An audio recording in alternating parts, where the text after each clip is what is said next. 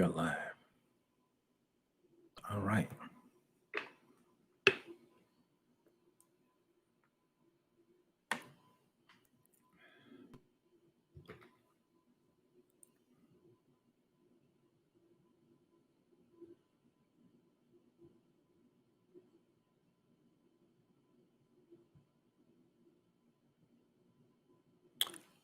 All right. I see one out there. Okay.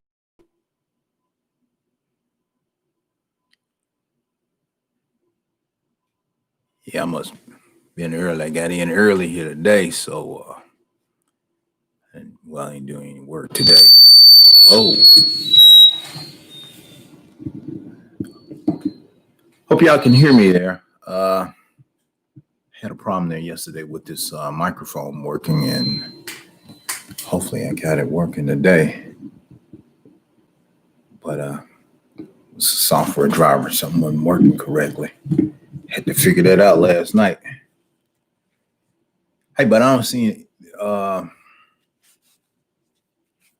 any comments on the side over here.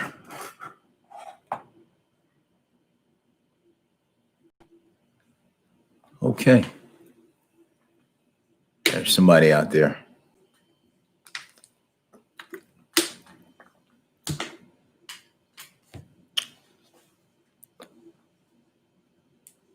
Got two people. I can see two out there. There's two people out there. Hey, can y'all hear me?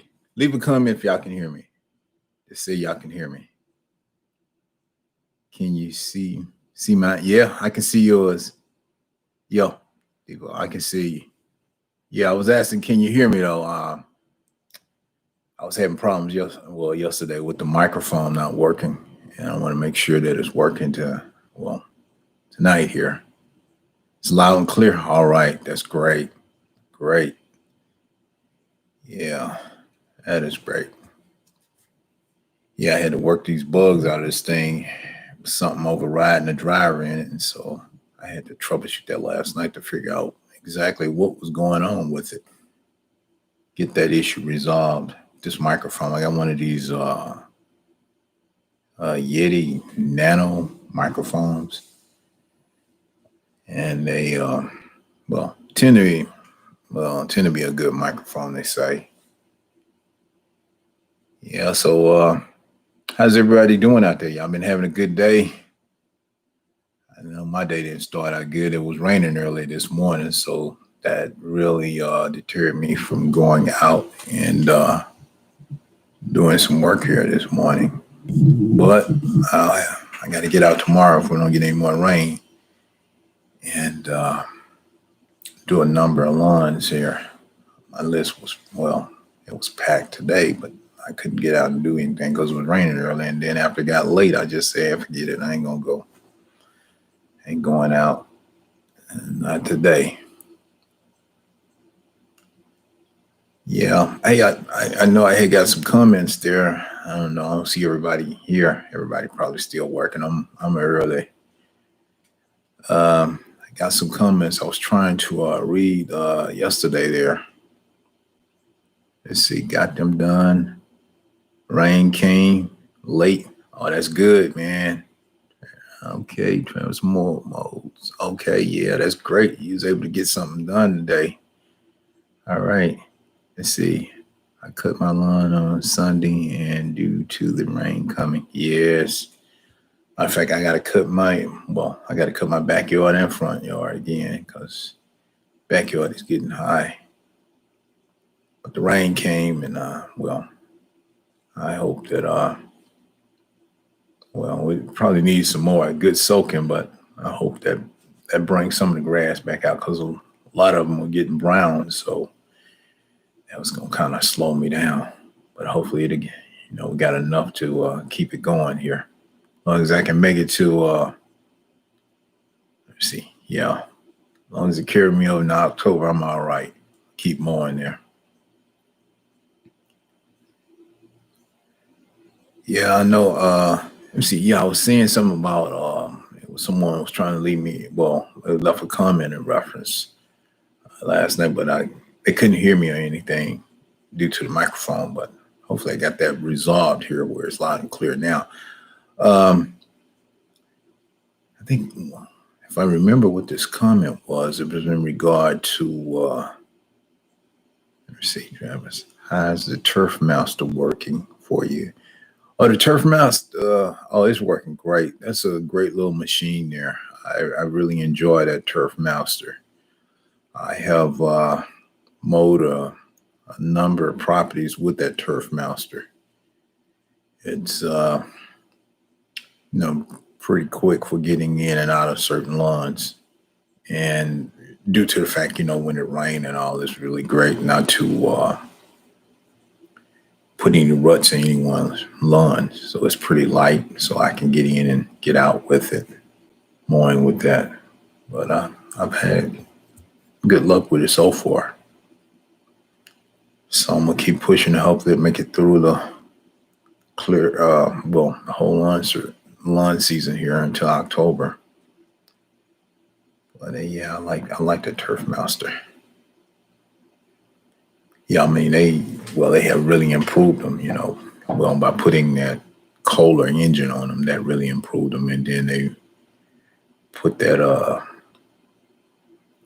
reinforcement steel around the deck, so that gave it some more support and made it more stouter. So it's been a really good machine.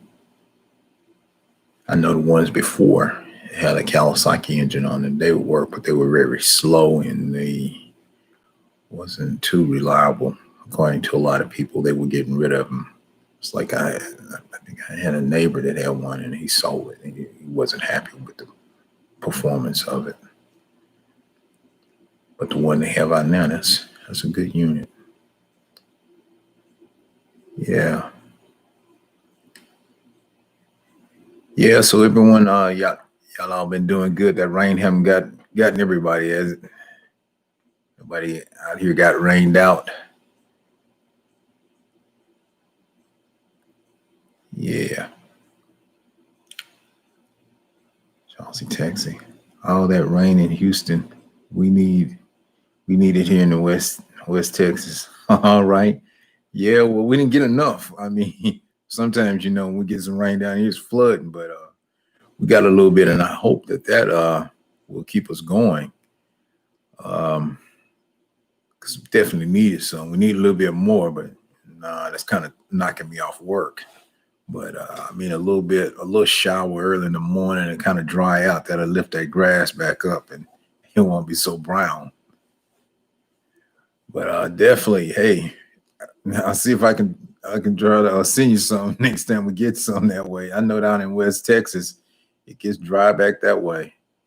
Yeah, I used to live out there in Abilene. Stayed out there for a year working at Dyes Air Force Base, and it was hot, dry, hot, and humidity as a I'm in Hartsville, South Carolina. Oh yeah, I guess it's basically hot all over, y'all. Yeah, that heat is rough. I've had to mow some properties in that hot heat, and it's not nice. The two worst months is July and August. And August is gonna be the hottest month. I mean, I don't know why, but August seems to be the hottest month of all. And if I can make it through it, I'll be all right. September kind of cooled down in October, so I have, yeah, I got about two good months left. Yeah, August and September are the two best months. So hopefully, I got to get all my mowing jobs in. Well, basically, I ain't turning nothing down now because I know it's going to start slowing down in wintertime. So this is time. This is grind time now. From all the way in August to September, and that's gonna be tough. But got to hit it hard to make it where that you can complete this lawn care season. It's been a rough year. Been a very rough year, but hopefully, if I make it to October, I'll be okay. Be okay. Study working. So I'll have to save just about everything all the way into October. No, don't buy anything now. Let's see, how has your new air unit do? That air conditioner, that new one is doing great. That thing there, it gets very cold. The thing with that air, well, the other unit I had, the air conditioning part was working, but the heater had went out, and it was a rather old unit, and they came out with this new what was it, a new Freon? It was some new Freon, and they wasn't having the other old ones anymore. So I was like, well, I'm not gonna waste time. Just go on and upgrade the whole thing, put a whole new unit, air central, and heat unit in. But it's working great. I mean, really great. It gets very cold. I just set it. I don't never touch the thermostat. I set it at keep it right at 78, and I never touch it, and keeps the house cool. Yeah, Jim. Green line care in Alabama. Oh, all right. I must be getting some rain down there for staying green. Oh, it says green line care. Okay, green line care. No, yeah. No, Greek, Gree, Greek, line care. Okay. Like DER, Greek, Creeper. Okay. All right, great. Great you in the house there, man. Let's see, professionals. I love your line care. Oh, all right. Thank you. Yeah, it's a challenge. I stay at it. I stay consistently at it, working at it, working at it. It's tough though. Yeah, let me see where you're in Corpus Christi. Oh, okay. Corpus Christi. Okay. Yeah. It's nice out that way. Beautiful country area out there. Yeah. Yeah, lawn care. It gets rough. Like I was saying earlier, we 2 more good months of lawn care here. Let's see, how many clients do you have? Let's see, Brian. Oh, I have something like about 70. No, what it is, I'll get a certain amount and I'll start backing off. I have to start turning them down because at one time I've had much as 150, and I was never at home. I was just running from sun up to sun down, and I had to back it off. It was just too much. I mean, clients everywhere, and you kept getting a lot of referrals, and I was like, no, I don't want to take on anymore. Yeah, it was solo, 150 a solo, and that wasn't nothing. Like I said, I was never at home. I was always gone. It was too many. I was writing down my list, and I was like, I don't want to work like this anymore. And I was glad when that lawn care season ended because it was rough. And what had happened, the business was growing, and so at times I try to bring in some helpers, but that never worked out. And so I was just solo running. Get up at the time I could start mowing at 6 o'clock, but then it changed a lot. Now you got to wait till 8 o'clock because of a noise ordinance. Some neighborhoods, they don't want you starting no earlier than 8 o'clock. So that's what happened. You have to wait and start at 8 o'clock. You can't do it anymore. But 6 o'clock was great to get out there and start mowing. That's how I was able to do 150. And that's running. I mean, I'm running 7 days a week. I ain't working like that no more. Get that. That was too many. Yeah, let's see who else. Professional. I used to work in landscaping, working sun up to sundown. It was brutal. It is brutal. Yeah, it's not worth it. I mean, working like that, oh no. I when I think about it, I'm like, I don't even know why I was doing it. I got into it and I just kept doing it. But it was brutal. I didn't like that. I don't want to get in that situation ever again. I'm like, nope. That's tough. Let's see, George. How many lawns do you do in a day? In a day, if everything is, the weather's good and it hasn't rained, what I do is I can do like 10 in a day, sometimes 10 to 15. But the problems that I run into is you have customers want to come out, they want to talk, and then they want to add some extra on it. You show up to do just the lawn, mow, edge, and trim, and leave. Oh, can you trim that hedges over there, those bushes, and can you clean that flower bed out? And while you're here, can you go get me some mulch and put out and all this? I'm like, this wasn't on the schedule. But you're here now, and I really need to get it done. Do I need to get somebody else? And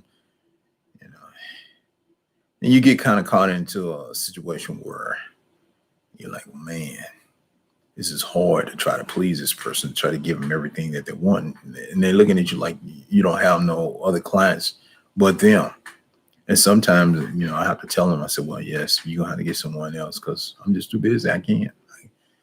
Well, if I get somebody else, they're going to be doing all what I need them to do. I'll go right here. I'm not going to lose out because of you. I'm going to make more money by sticking to my schedule. And you get that, get that kind of stuff, dealing with them. Let's see, Michael. I don't care. I just purchased the Echo SRM 225. Yeah, that's a good little trimmer. It's nice, light. It's a good little trimmer there. It's a good one to have. WLT Professional. Oh my God, yes, they ask for extra stuff. Yes, get that all the time. They'll ask for extra stuff, and I don't mind doing it if I can put it on a schedule and do it, but they want it done right now. I'm like, I can't do it now. I got to stick to schedule. A lot of them, they don't want you to stick to schedule. They want you to do it now for them. Okay, like I said, when do you typically invoice the customer? The beginning or the end of the month? Do you leave them an invoice at the door? No, what I do is I email them an invoice. I set it up and I basically email them. What I do is I square everything away, and at the end of the month, I had that invoice already ready, and I hit that send button, and they pay it. Some of them be sitting right there waiting, and then sometimes sometimes I have to hit that reminder button. Hey, it's time for Curtis to get paid. I done mowed your lawn. It's time for me to get paid. And what's going on? And then they said, well, you didn't come and mow the lawn. Hey, I need to get paid. I done waited a whole month to get paid. So now I need to get paid right away. I need some money. I've been running in your yard with my mower burning up my gas. I need some money. I need to fill up. So I basically right at the beginning of the month, I already have them already lined up, and I hit that send. And they get an invoice and they start paying. That's the way I do it. I don't put nothing at their door. They say, oh, I didn't get it. I lost it. I don't do any of that. I hit the send button. Do they have a email address, or I would mail them one in an envelope, put it in their invoice, and boom. And you can fix it where they get a coupon and send it in there and put the check in and all, just like the other businesses do. Okay, let's see. Curtis rocking them nice headphones. Yeah, I got some headphones here. I want to be able to hear y'all. Yeah, I got some headphones. I got a whole little thing set up, from when I'm working on other little stuff here. Let's see, Rod, what do you to keep from asking for the money when you're done? I feel like I'm hustling instead of actually owning a business, but I do get paid. What to keep from asking for the money when you're done? Oh, well, hey, when I'm done, I'm looking to get paid. A lot of them already know what's up. I'm done. I need to get paid so I can move on. You have to square all that away with them, that when you're done, you need to get paid. Actually, when you are running a business and all, you shouldn't have to, really be asking the customers should already be up to date. They know when they go in the grocery store, they got to have that money when they get up there to their cash register to pay. So you want to work the same way. Okay, Dr. Rick, what's up, Curtis? What happened last night? Man, what happened was nobody could hear me.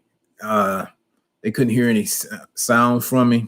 So I had to go back and troubleshoot it. I had a software driver issue where I'd unplugged it and the microphone wasn't working. And I tried to plug it back up and couldn't get it to work. So later on, I had to troubleshoot and figure out what in the world has happened to my microphone, why I'm not able to, no one's able to hear me.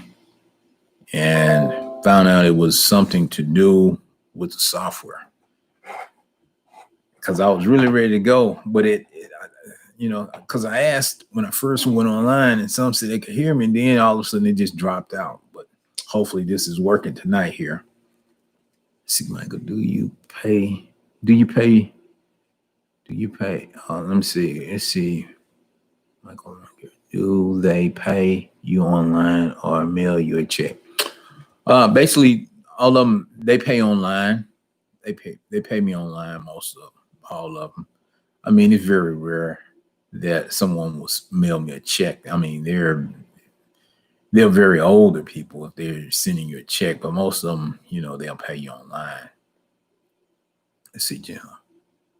Shindana trimmers, pretty good. Yes, the Shindawa, they're good trimmers. It's nothing but an Echo brand. They just same company, really. They subsidiary of each other's. But Shindawa, they used to be separate companies, and they would make their own different types of engines for it. But now I think they have a model out, and the Shindawa is the same engine as the Echo, and they work pretty good. I used to use a lot of them years ago, but what stopped me from using them was that they kept getting stolen, and I just forget it. I can't never keep a Shindawa, so I never bought another one. I mean, I enjoyed them when I was using them, but I just forget it. I just started buying the Echo and the Steel brand. But they're good. They're really good. Same company. This message is helpful review. Okay, Dr. Rick, do you like the Echo 2620? Is it weak or strong? The 2620 is a good trimmer. What it is, I like the T with the torque. You got more torque in it because Echo had sent me one of those 2620 Ts, and it's very good. It's a light trimmer. And the one that I still have it just needs some work done on it, but it still works, and I just need to clean it up. But it's good. It still works. Yeah. Let's see. Mr. Curtis, do you use any electronic payment method like PayPal or Cash? Yes, I use both of them. I used both PayPal, the Cash App, Google Pay. I use all of them. My main thing is get me paid. When I'm out here in this hot heat, I need to get paid. So you got to have every kind of payment method you can have. So just as long as they can get you paid, Cash App is very good. Google Pay, PayPal, all of those. I have everything for them because I'll be like, listen, I need to get paid, okay, and they'll pay me. Say, Chris, hey, Mr. Curtis from West Texas. All right, Chris Miller. All right, how's West Texas out there? Y'all getting any of this rain out here? I know it was dry. Somebody said they wish there was some rain would come that way. Let's see, Michael. If you had to do it all over again, would you do lawn care again? Oh boy. Got me laughing on that. Yeah, you got me laughing on that one there. Would I do lawn care all over again? Oh man. Well, let me see. I don't know. I don't know if I would do it again. Probably not. I probably wouldn't. Nah. Like I say, I got into this by my dad, helping him do it. And it's some tough work. And it's like, well, when I was in school, I was like, man, I don't want to do no hard work. I want to be inside an air condition. And that was all good. But time brings about a change, and you work in these companies, and things don't go right in these companies, and they don't get any more contracts, and they basically let you off. Well, they're gonna lay you off. They're gonna let you go because you know they're not making the money that they used to make. They get these a large $1 million contracts, and hopefully it'll last for a while, but then they may not be able to get another contract, and then they start letting people go. I mean, I've worked out, Compact, worked there for years, and it was good money. Those companies, and when you're younger, you're thinking about you're gonna stay here and retire with all these benefits and all this and that. If it would last, and possibility sometimes if you get caught in that right time zone, it will last. But you get caught in the wrong time zone and things don't work out, then you're gonna get let go, and have to find something else to do. And in my case, I probably could have found another computer job, or went somewhere else. But when your parents get sick and all, then you can't leave them. You got to stay there and try to see about them. So that's the kind of situation that I got caught into, and that's why I ended up doing this lawn care to carry on, so I could be by to help them, carry them to the doctor and all this, and see about them and all. That's what really got me into it, and I stayed because money ain't everything.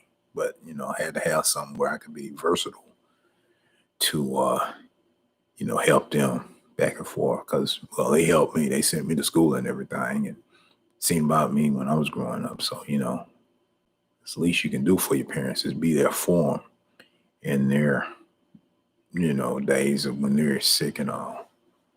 Because when they're gone, and I know that's rough. I mean, I miss my dad every day. Wishing he was around to talk to, but he's gone. Now my mom, she's sick, and so I'm here trying to help her. And that's a hard one too, because, man, that's tough. But I remember when they was in good health and doing well, and also, I cherish those moments. I'm just thankful that I was around to see them, and that I didn't stay gone a long time and miss some of events, just being with family members and all. So a lot of them done passed on. Let's see, service with this pandemic. How's business with you?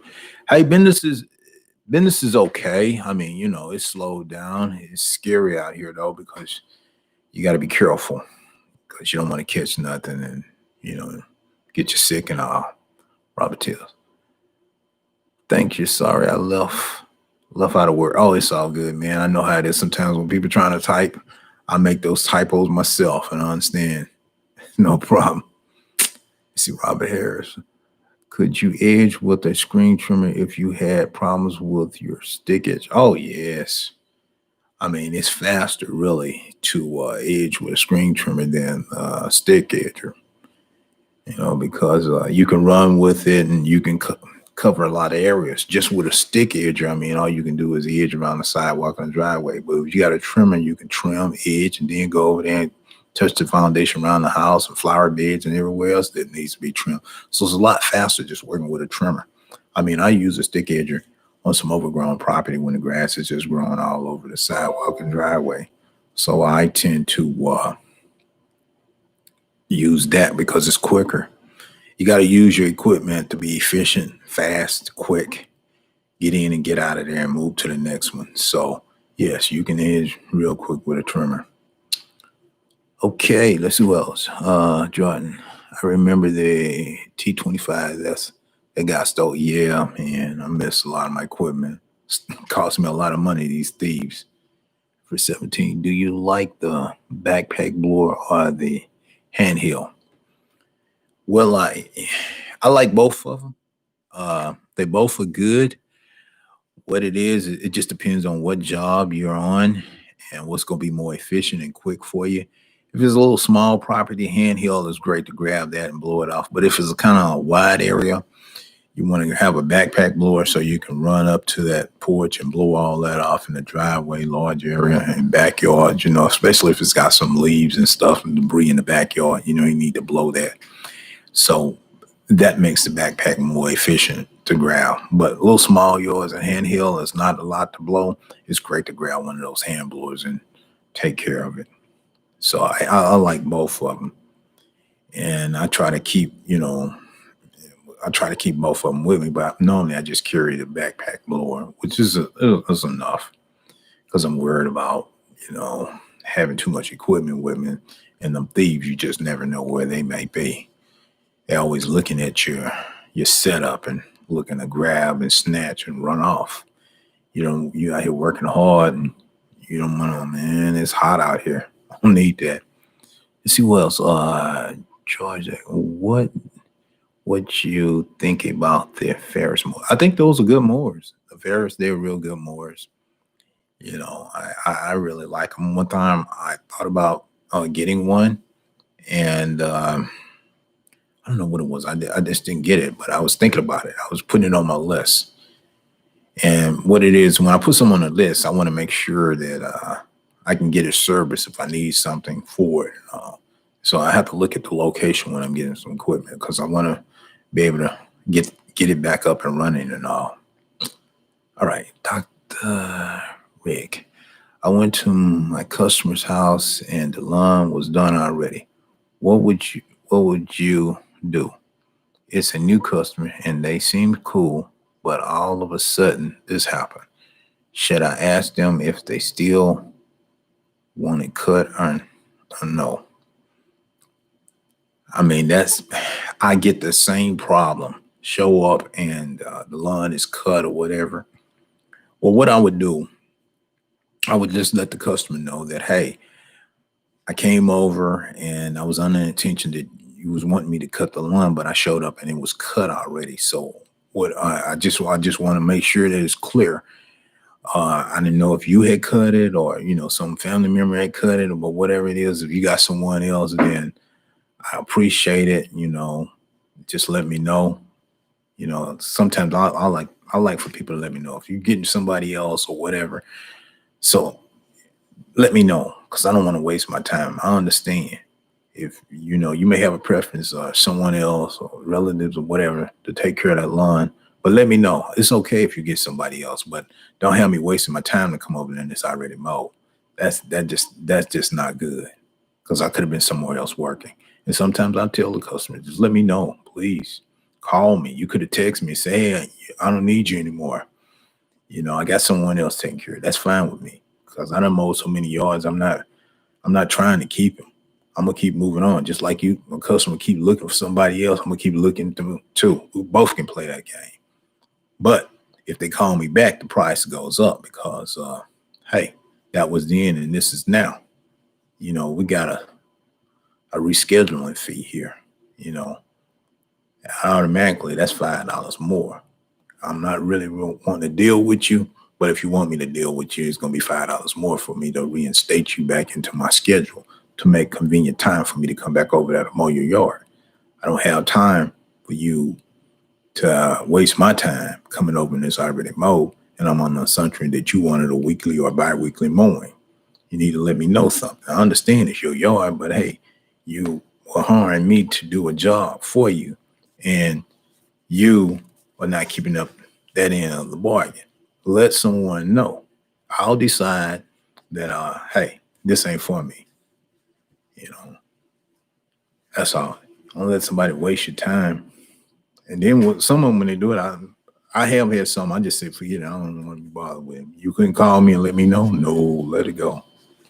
Today, Dave, let's see. What part of Houston do you stay in? Hey, I'm right outside of Houston. I'm down here in Humble, right out by the airport here. Yeah.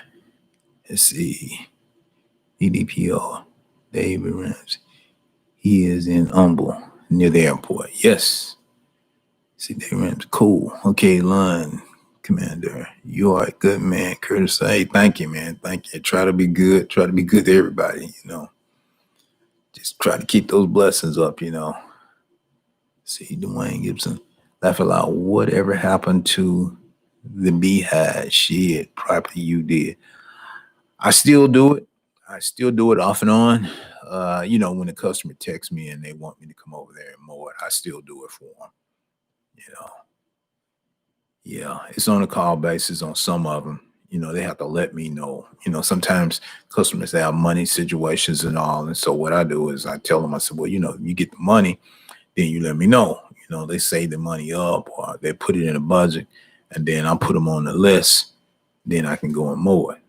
I don't like to mow and then have to wait months and Sundays for the money because I need my money, within that month. Yeah. Let's see. Steve William. Hey, this is Steve from Newport News, Virginia. My family and I enjoy your videos. I'm solo guy as well. All right, Steve. Hey, thank you. Thank y'all. Say hello. I hope y'all are staying safe and well out there. Yeah. Thank y'all for checking out my videos there. Whoa, this thing jumped. Okay, for a QB. Yes, sir. Let's see. Reroll. What do you think about the right mowers? Right mowers are good. I mean, they're built like a tank. I mean, I have worked those right mowers and wow. I mean, tough. My first right mower I bought was right standard mower back in 2014 and it's still rocking. That thing is a tank. I mean, I've used it. Oof. It's good mowers though. I like them. Chris Brock. You do great work, Mr. Kerr. Oh yeah, ma'am. Thank you. Thank you. I stay at it. You got picky customers, so you better be good. You better be good at it. You gotta be good because you got picky people. They're gonna be looking at you. And I mean, I get customers come outside with a magnifying glass, looking over the lawn, trying to find something. I'm like, hey, I did what I could do for it. I bagged it. I picked up everything. So you got to try to stay good because when you got some picky customers, I tell you, it gets rough. Michael Lincoln, are you a fan of the hustler around players do more? I mean, I don't know much about them. I've seen some of those mowers. And actually, I went to a dealer one time and was thinking about some years back getting one, but the only, like I say, what stopped me from getting it was the location. If it break or if I needed parts, I didn't feel like driving way across town to get it, and then they may not have it and all that, getting the service. And I was like, nah. So I try to find a dealer that's, local, close, and can service the stuff that I have if I have problems. Patrick, dude. You have a great radio voice. Well, thank you, man. Thank you. Thank you. It's just me. It's just me being me. It was years ago that when I was working at Dell, I used to work on a tech support phone line, and I would talk to a lot of customers day in, day out. You get into work and it was like, hello, thanks for calling Dell. How can I help you? And they'll say, oh, my computer is this, and my computer is that. And, they said, well, when did the problem start? And so I got pretty good at using, a microphone, dealing with customers and all. Okay, let's see what else. This message is hell for review. Dr. Rick, how do you continue making money when the lines get slow in around September to October? Okay, what I do when that happens is like right now, you don't want to buy anything else right now. You want to slow down on all your spending. So you want to make sure you save up enough money right now from now until October. This is the month right here. It's from the end. So you only got like two good months left. So you want to make sure that you got all your bills and everything squared away. So you don't want to buy nothing else. You don't want to buy no big purchases or anything. So you want to be able to save all your money, and you want to work real hard right now because you want to get in everything you can get in until October, because you're going to need this to carry over because we don't know what kind of winter we're going to have. You want to be prepared for it. So when it gets slow, I don't worry about it. It's like, because if I done what I was supposed to do in the beginning of the lawn season, save and then spend a lot, then blow money, then I'm going to be okay, until things pick back up in the new year. So, you'll get a little bit here and there and a little bit there, but I don't worry about it too much because we don't work so hard during the summer months. You really don't want to be working a lot doing from October to November. Just something light. You go out and do a few yards and do some leaf cleanups, and may do some stuff for us like fencing, put up some boards or something other customers may ask you. So you kind of back off on it. I mean, you want to rest up. You got a good 6 months to rest up yourself and do some light work, not heavy work. But until they pick back up, and then you repeat that all over again. Save, save, save. Because this year's a tough year, and you got to be saving. So you want to be able to make it through because we don't know what's up ahead, and you got to be prepared.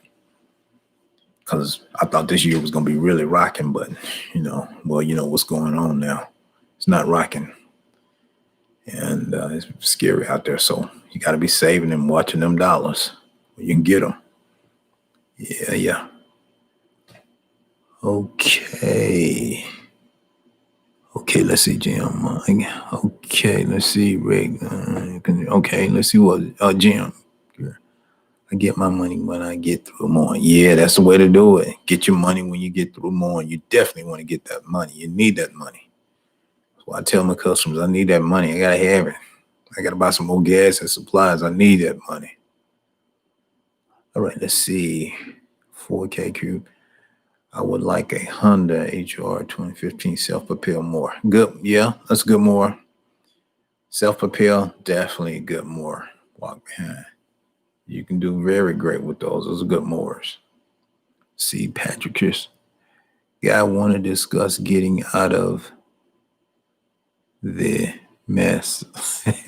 Patrick, guys, I want to discuss getting out of the mess. Okay, all right. All right. Well, tell us about it, Patrick. What is it you want to get out of? What is it you want to get out of? I'll tell you. I know what you may be going through when you want to get out of it. I know it can be tough, but yeah, you want to get out of it. Nobody gonna be mad at you. You gonna understand it. It's tough dealing with it, and it'll. I mean, it'll bring some stuff to you, especially, if the business is just not really rocking like it should due to the economy and situations and all. You go through it, and it'll make you want to get out of it. But, you have to, sometimes you think about it, if you get out of it, what else are you going to do? That's the thing. What are you going to do once you get out of this? Unless you got something else already lined up and you're working on it. So sometimes it's not always easy to get out of it, but if you got something else lined up and you feel that would be more sufficient, and it's great. Let's get out of it and go for it. Yeah. Let's see, Daddy. DY. Okay. We know you like to cook. What else do you like to do when you're not doing lawn care? Okay. Well, I had a computer business, and I still do some other stuff for it, doing custom built computers and stuff, and dealing with the networks. Now, I used to do a lot of side jobs on it before I went full time with the lawn care. I wasn't at one time I was going to stay doing the computers, but then it the lawn care led me to it was such a demand I couldn't do both because I'd have to go over and mow these lawns, and then with the lawn care I can make more money and maybe do 2 or 3 customers and make way more money than what I'm making doing the lawn care and I wouldn't be tied up. I had a lot of free time, because I would go out to companies, they have a server or a network and stuff like that. And I'd get them back up and running. And what I would charge, like $100 an hour to go out there. And sometimes I'm out at 10 hours, or more and make way more money and never break a sweat. And actually they would even buy me dinner. They say, hey, we're going out, you want to come with us? And, companies would take care of me, And that was great. So I still keep my skills up for in the computers and all, And cooking, that's another thing. Now, I used to do a lot of that cooking. Well, when I was deep in the church, I would cook a lot. And, we feed the homeless and all that. Just cook up and give them a meal, a plate or two. Just helping people. That's it. Yeah, let's see who else. Who else? Alpha 17. All right. And see, what do you think about the Briggs and Strattons going back? Oh, man, that's not good. They've been around a long time. Briggs and Strattons, huh, that's not good. I thought they had reamped themselves with that Vanguard engine. Seemed to be something pretty good. But they've been having some problems from years. Back in the day, they were doing pretty good, coming up strong, but then they just never did make it. That's not good. Yeah, that is not good. I know the engines. Man, well, the engines they got some that's supposed to be pretty good now, but back in the day, they made some engines that would do pretty good, but some of them just didn't hold up. That's not good though. Oh man, sorry to hear that. It must be because of this bad economy here with the pandemic and stuff. Really put them over, and that's killing a lot of companies. So, see, after 17, how far into the year do you cut grass? Well, what I'll do is, I'll cut grass all the way into December. If the customer needs it, until the grass just stops growing, when the customer stop calling. But I'll cut all year round. I go all the way into December. And what happens is sometimes the grass will stop growing and they'll have leaves and all that. And they just want to get it cleaned up for Thanksgiving and Christmas so they can put out the Christmas lights and all. So I say I go all year. And then in the New Year's, customers will want to get that Christmas decorations picked up and get the yard all looking good for the new year and keeping it up, limbs, leaves, all of that.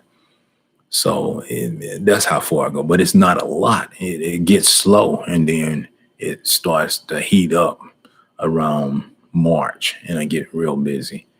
And so when that happens, then that's when you start really saving the money up, because it's going to happen again. It's going to play out again.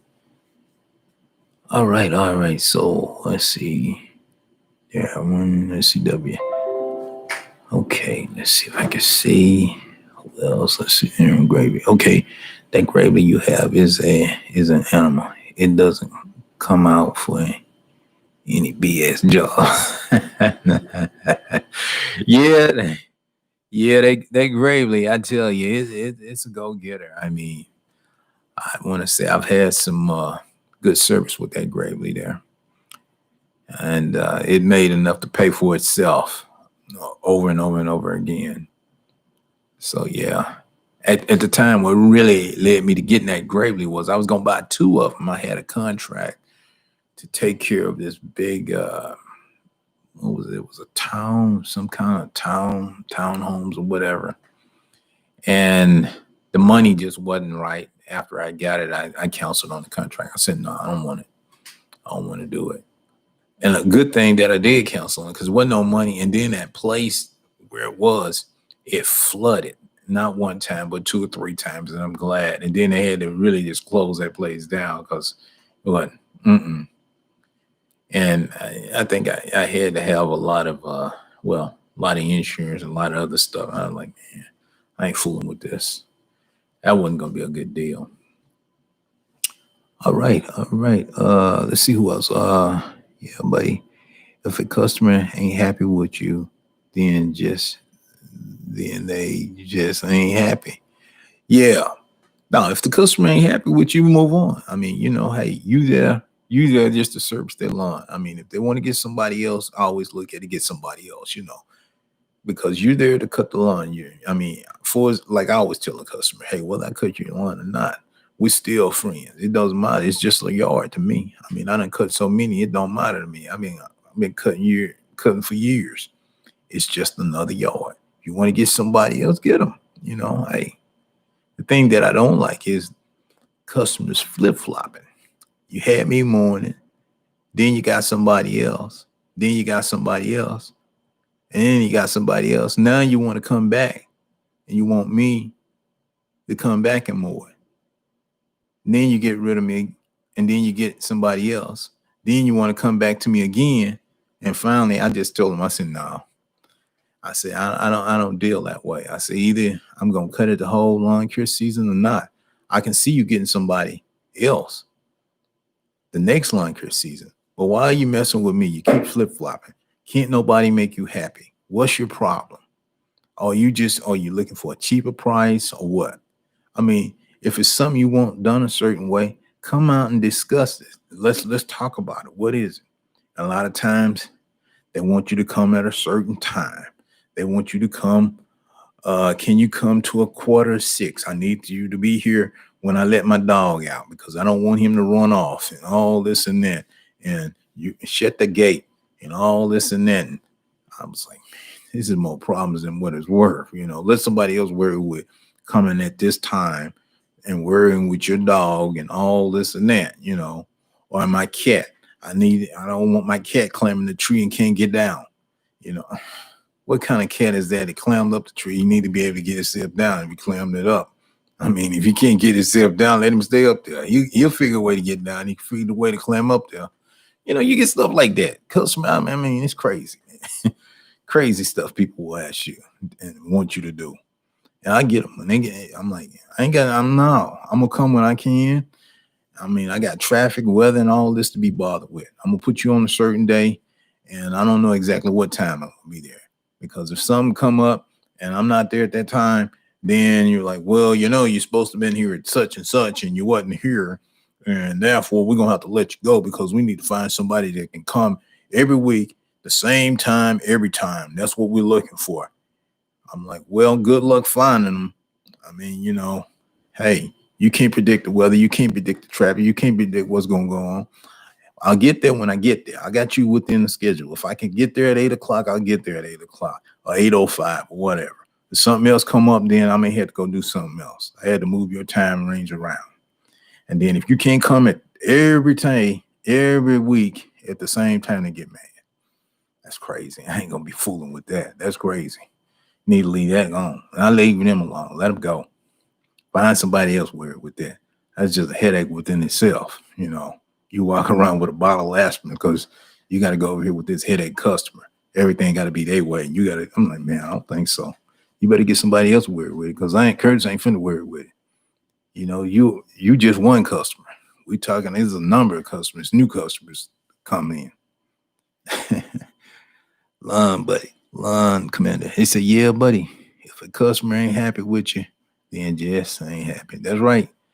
Real. What caused you to start a YouTube channel, and when did you start to see success on your YouTube channel? You know what happened with the YouTube channel? I started this thing, and I was thinking about it, and I started it out with it was just a lawn care journey. I started looking, I said, well, you know what? This is something that I can look back and remember when I was doing lawn care. I wish I would have started earlier. I wish I could have started and been doing this with my dad. Well, I could have shared some, but that was one of those things. But yeah, I started looking at it and I said, I have mowed a lot of yards, and I said, I need to look back at something. And I wanted to share it with some of my family members and all so that they could see it. And a lot of cousins I have, they I didn't even know. I didn't tell them nothing about it. And they were out there on YouTube, and I happened to see them at it was at a funeral, and they said, yeah, we see you all the time. I said, well, you see me where? What you talking about? You see me? I said, y'all don't know way across town. I'm seeing y'all in over a year or two. They said, yeah, YouTube. I said, oh, I didn't know y'all was checking that out. They said, yeah, we watch your videos all the time. And I was very surprised when they told me that. And I was like, well, okay. So then I just kept doing it. And the thing was, I didn't know, I was just sharing it. I didn't know it was going to really turn out. I mean, when I first started, it was like, I was getting a lot of, I guess what can you say? These troll people, they would come out and leave about a lot of bad stuff. And I was like, I'm out here working in this hot heat. I ain't got time to come home and read nothing like this. I'm like, please, I ain't got time. And I say that, I'm not going to answer these crazy stuff these people talking. I say, I don't know them. And I say, this doesn't make any sense. I say, they got some problems. And I say, I know they'll say anything or whatever. I say, but I ain't got time for this. And I left a comment with a subscriber that I was thinking about quitting. And the subscriber said, well, Curtis, don't quit. He says, let's see where it's going to go. And I thought about it. I went off, and it was about 3 weeks later. I thought about it. I said, yeah, let's see where it's going to go. And I just kept going with it. And it's been growing ever since. So, people come and go. I mean, I done had a lot of them subscribe to the channel and unsubscribe. And that's understandable. I mean, it may not be for them. They may not like me or whatever. I don't know them. But whatever it is, hey, I'm going to keep doing me. This is my journey. I'm going to keep posting. So, I'm just sharing the lawn care journey. Or if it helps somebody else start a lawn care channel, or just whatever they do, whatever their journey is, it's their documentations of what they were doing and where they are now. You just got to stay consistent at doing something. And, you can't worry about, things that, well, this ain't working. My channel ain't working. My channel is working fine for me. It doesn't matter. If somebody unsubscribe, hey, that's their problem, not mine. They just miss out on the content. They won't know what's going to be next unless they come back. They just viewing. But if you want to keep yourself updated on what's going on, then you subscribe to the channel and you'll be updated. And just so happen, I'm going to be dropping some information out there that may be reward them in a way, to help them. And that's what it's about, helping one another, just sharing. Because I get a lot of people would say, well, that they have learned a lot from my channel, a lot of things they didn't know how to do. And they learned by watching my videos and how to do it. And I'm like, well, wow, I'm glad that they learned how to do something by me showing them. And that's what it is, keeping a positive mind and staying focused on what you're doing in life, because it's tough out there and we all need help. You never know, when hard times are going to fall up on you. And right now we in some hard times because, there's some sick people out there. They're not sick because they want to be sick. They're sick because of what's going on with the pandemic. I mean, losing your job, having a nice job, having a nice home, having nice cars and all of that. You can't keep it because you don't have the funds for it, because that job is gone. And so now you got to look into getting into something else. And hey, if getting into lawn care can keep you in your home and keep you fed and, having money for your kids and all, you do what you got to do. And that's kind of where it is, So you just got to keep your mind focused on, hey, I got to do something. I ain't going to lose what I done accomplished. If one thing don't work, another one will. So you just got to keep being creative and keep moving on in life, And I'm thankful for this channel. It has really inspired me, gave me inspiration to keep moving forward. And that's why I keep posting. And well, hey, when I get the time, I'm gonna come back online. Just hey, start a live stream. It's great reading comments and seeing people out there. Okay, all right, y'all. Let's see who else. Let's see. These are jumping around. I'm sorry if I missed y'all, but okay, Patrick. We're watching Curtis because he has a big heart. Okay, Patrick. Thank you. He said, what got you pumped up? All right, guys, right? Yeah, I always get pumped up, man. I get pumped up anytime I can help somebody. Somebody tell me that I have inspired them to do something. Yeah. I mean, I want y'all to know, I had some people told me that they were sitting at home on the couch looking at television, and they came across my video and they got inspired. They got off the couch and went and got a mower, and they started a lawn care business and they went on. And I was like, what? And they told me this, and I was like, huh? You see, I wasn't doing nothing until I ran across your video. And I was like, man, I felt good. I mean, the guy was at home sitting and he told me, he said, honestly, I probably still would have been sitting there and I ran across your video. I don't know what it was about my video, but whatever it was, it got him moving. And so I was like, wow. And I mean, the guy, him and his wife, they was like, man, we thankful for you. I'm like, oh, okay. Well, I'm glad I posted the video and got y'all inspired and doing something. So that got me pumped though. So Patrick, that voice has got our back. Okay, all right, y'all. They say making money, Mike. Okay, it's so cool to hear your stories, Miss Curtis. All right, thank y'all. Thank you. Let's see. All right, hope I don't miss any, y'all. I know it's jumping around out here. Let's see. The message is helpful review. Okay, Dr. Reed, how many miles on the red Ford? Oh, the red Ford, how many miles I got on it? Oh, well, that red Ford, it's got about 25,400 on it. Yeah, it was, stop it. See, take something back. What octane of gas do you use? What I use for my mowers, I use that 93 octane. That's what I don't have no problem as long as I keep that good octane in there. That's what's recommended, at 93 high octane. Keeps everything, in shape.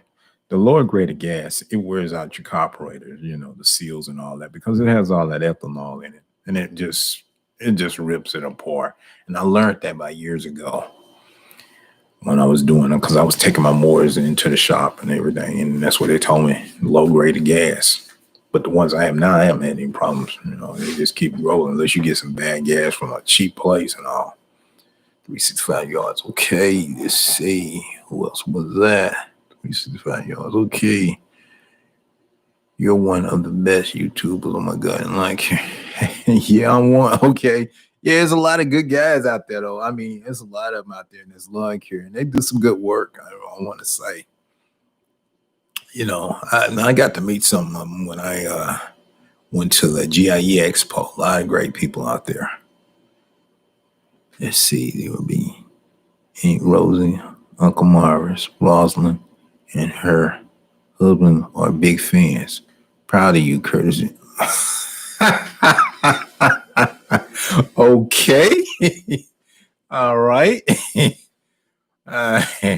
Okay. Thank you. All right. Thank you. Rosie, thank you. Live chat. All right. I didn't know they were online. Okay. All right. All righty. Okay. You see, money making Mike G. Stop following me, bro. Okay. All right, Salon Terror. What type of trimmer line you use around line fences? Basically, the type of trimmer line that I use, that Steel brand of trimmer line there. It's been real good. I've been using that for probably about a year now. I've used all different types of brand of trimmer line, but I've been stuck on that Steel brand of trimmer line. It tends to hold up good. It's kind of like the ugly line, but it's some brand, I guess, what Steel has in it there. See Roger Z. Hi, Curtis. All right, Roger. Hey, how you doing there?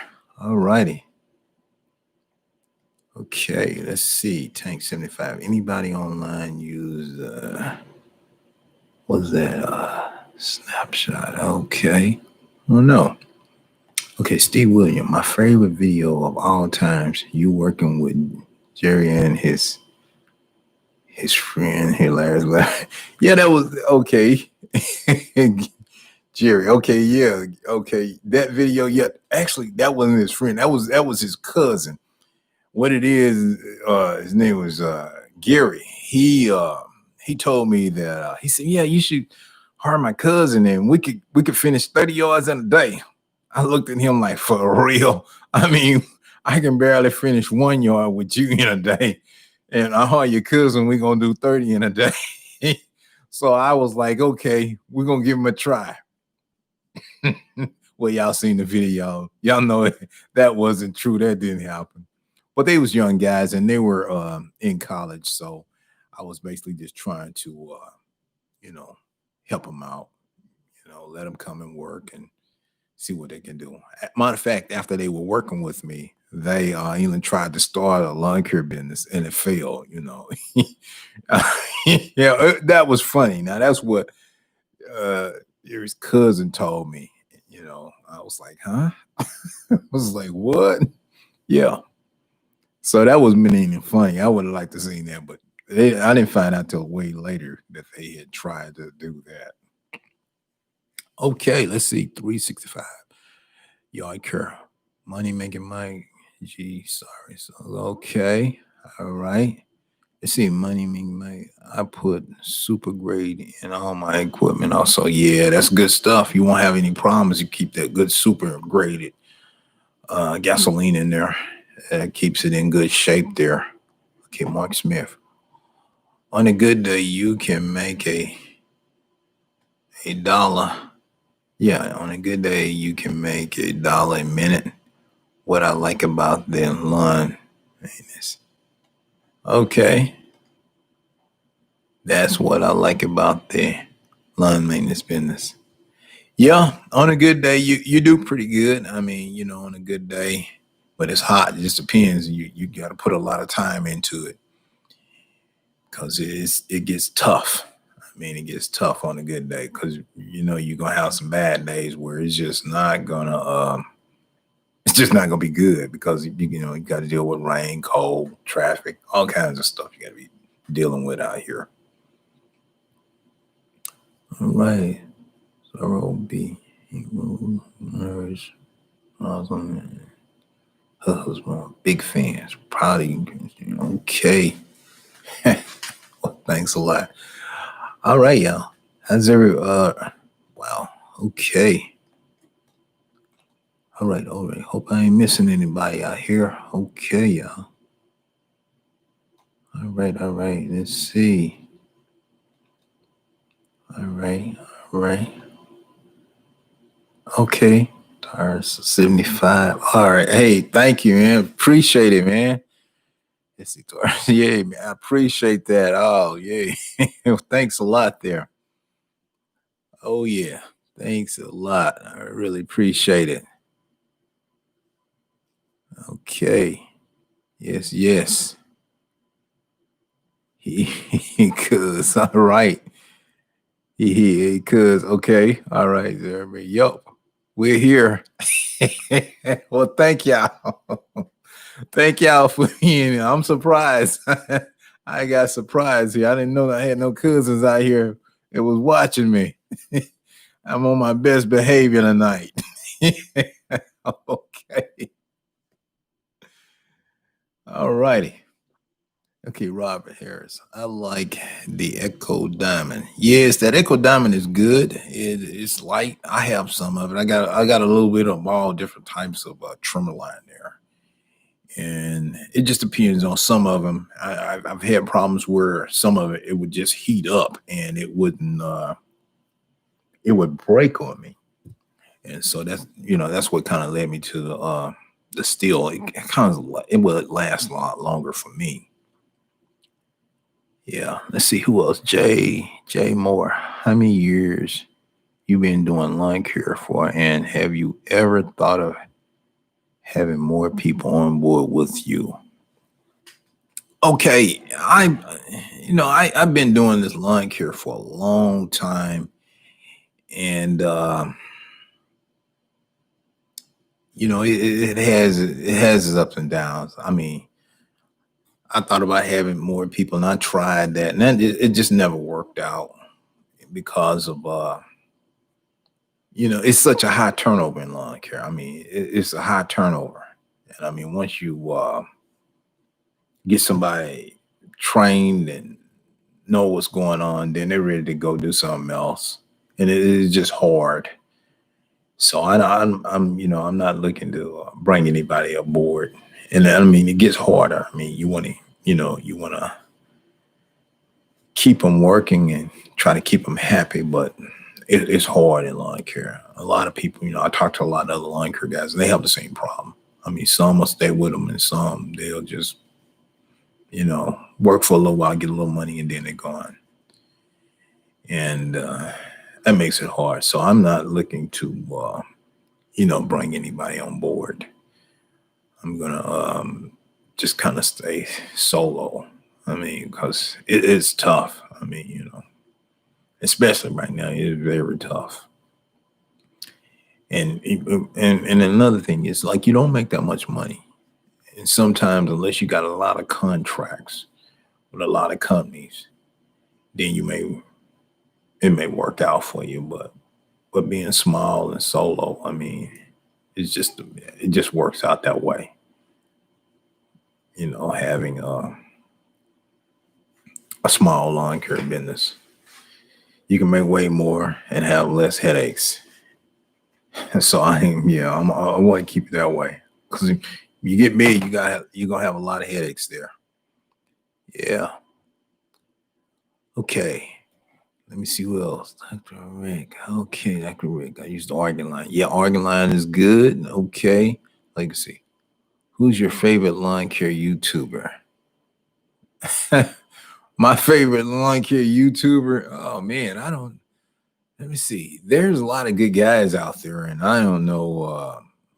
Let me see. It's a lot of them do some good work. I'm trying to think. I can't even think of the names right now, but yeah, it's a number of them.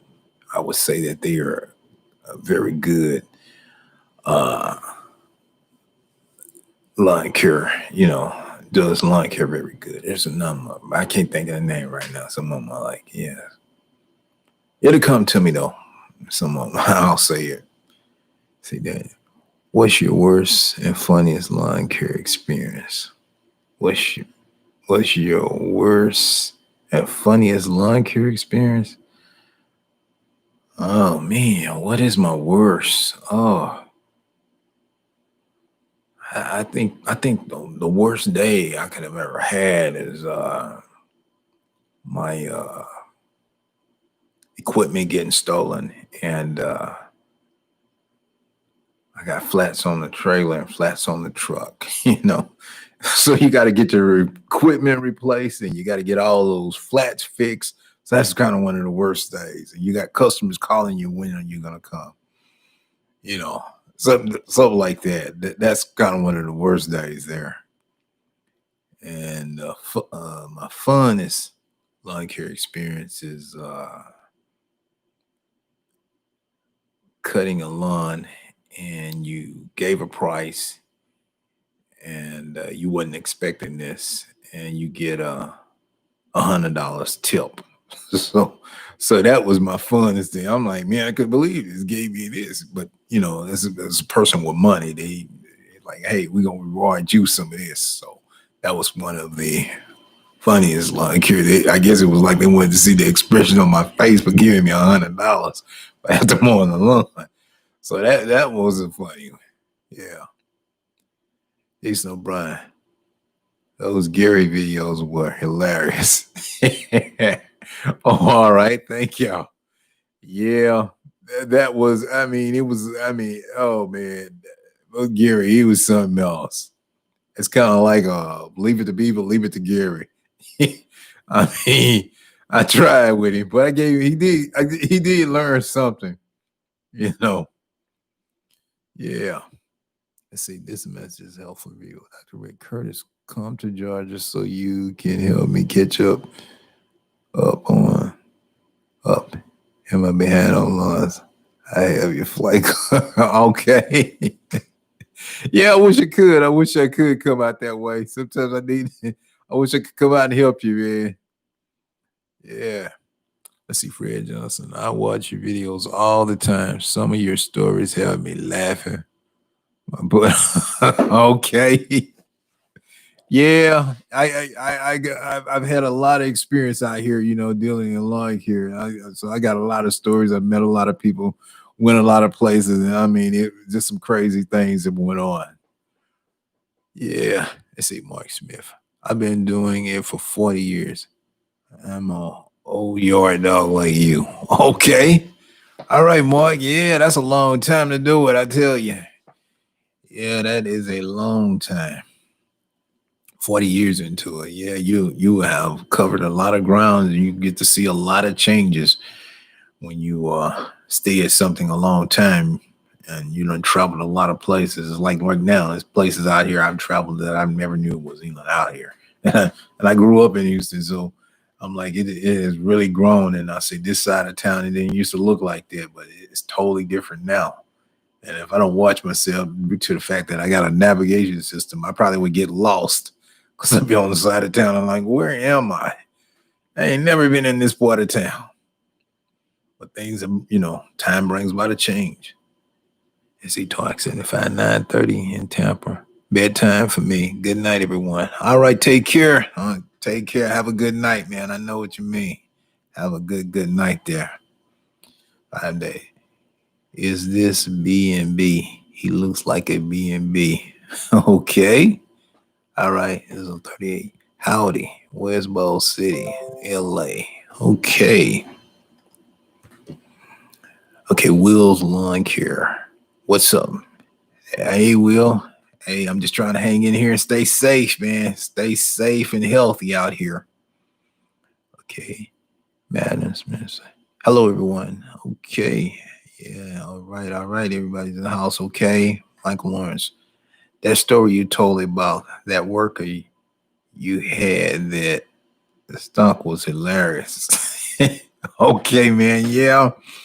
I tell you, I get encountered with some situations here, and I tell you, you're like, oh man, what can you do? I mean, hey, it's a grown man. He needs. I mean, I don't know. He needed some deodorant bad. It's just one of them things, though. It's Mrs. Helfrey, Dr. Reed. What happened to the property that was like 27 acres that you call you for cleanup? Oh, that property, I passed on that. That was gonna be a lot involved. There's gonna be a lot of money. It's gonna take to clean that up, and I was probably gonna have to get a van tractor, mower to go out there and actually go and do that. And it was like, they wouldn't really want to pay a lot of money, So I'm like, man, that's a lot of property to clean up. So I passed on that. I'm like, nope, not gonna get involved with that one. Yeah. Let's see what else, Dave. It's a B&B Lawn Care. Okay, Dave. What's the one thing you've done to take your lawn care business to the next level? Okay. To take my lawn care business to the next level, things that I've done was basically when I started advertising on the internet, and basically I used to pay a company to do my web page, but really wasn't working. So I stepped in and started doing it myself and designing my web page and putting things in a perspective order where the things would work. That's what really got it stepped up. I mean, it tripled with the internet for having a web page and basically just advertising. That really stepped it up there. Because if you know the way things are now, basically everybody's online. They're either on their phone, they're on a tablet, they're on a computer, and when they look for something, they're gonna grab their phone. Because everybody, when they want something, they grab their phone. And as you notice, it's not really any demand for any like these yellow books, big old phone books, or big thick books people used to have when they would look for something. They would grab a book and they would look through that to find a company for a service. Well, now, what are they gonna do? They're gonna grab their phone. They're gonna type in what they're looking for, and boom. If you're listed, you're gonna come up, and you have that opportunity to go to work for someone. They're gonna call you. So that was really stepped the business up there. The internet really steps it up, and I always believe in that. You have to have an online presence at all times if you're gonna stay in the game.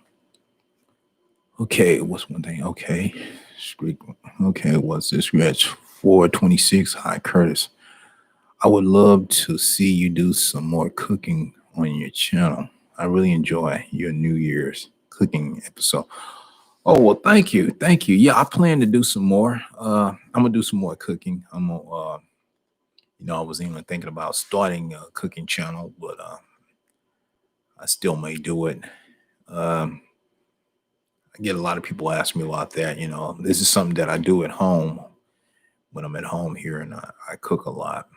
It's a lot of fun cooking, grilling, barbecuing, baking, cakes and pies and cookies and all that stuff. I do all of that. And I plan. I may start a channel and do it. I know it. When doing this, it takes a lot of dedication to stay current in doing it.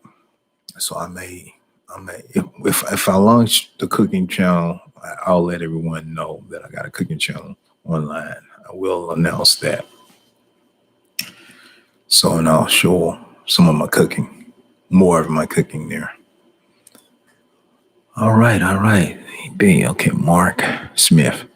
I never got rich, but I made a good living. Love your live chat show. Like your videos. Keep up the good work. All right, Mark. Thanks a lot. Thank you. Thank you. Appreciate that. Really love the channel, Curtis. I always enjoy your content. Thanks a lot. Thank you. Thank you, Darley Lee. Thank you. All right, sweet. Hi, Curtis. I would love to see you do some more cooking on your channel. I really enjoy. Okay, I plan to do that. I'm gonna do some more cooking. I'm gonna let everyone know. All righty. Okay, let's see what else. Michael, Next Door app works well for marketing. Yes, yes, Next Door app, it works. I mean, yes, anything that you can get online and have an online presence will work for you. I mean, tried some free advertisement, and well, actually, I got some customers out of it, and it worked very well. I mean, it's competitive out on the market, but it works. You just never know when someone is looking and they're going to pick you for that service. So you got to have an online presence right now. Stay marketable. Let's see. Gene Stewart, line care. Good evening, Curtis. Hope you are doing well. Yes, I'm doing well here. I'm doing well, trying to stay well. I hope everybody else stay well out there because there's been some rough times out here. Yes, yes. This Ms. Ellery, I want to try Curtis if I'm sweet potato pie. Everyone talks about. Okay. Yeah. You can try some. I'm gonna cook another one. I'm gonna cook another sweet potato pie there. Yeah, I get some time here. I'm gonna cook another sweet potato pie. Matter of fact, I'm gonna have to get me some potatoes and cook one here pretty soon. I got a taste. Now that you mentioned it, I got a taste for having me some sweet potato pie. I may have to get me some for Sunday. Cook me a sweet potato pie. I haven't had some. Well, that's it. That's been in the beginning of the year when I had some sweet potato pie. So I'm due for some sweet potato pie now. Oh yes, Mike Smith. Keep the faith, brother.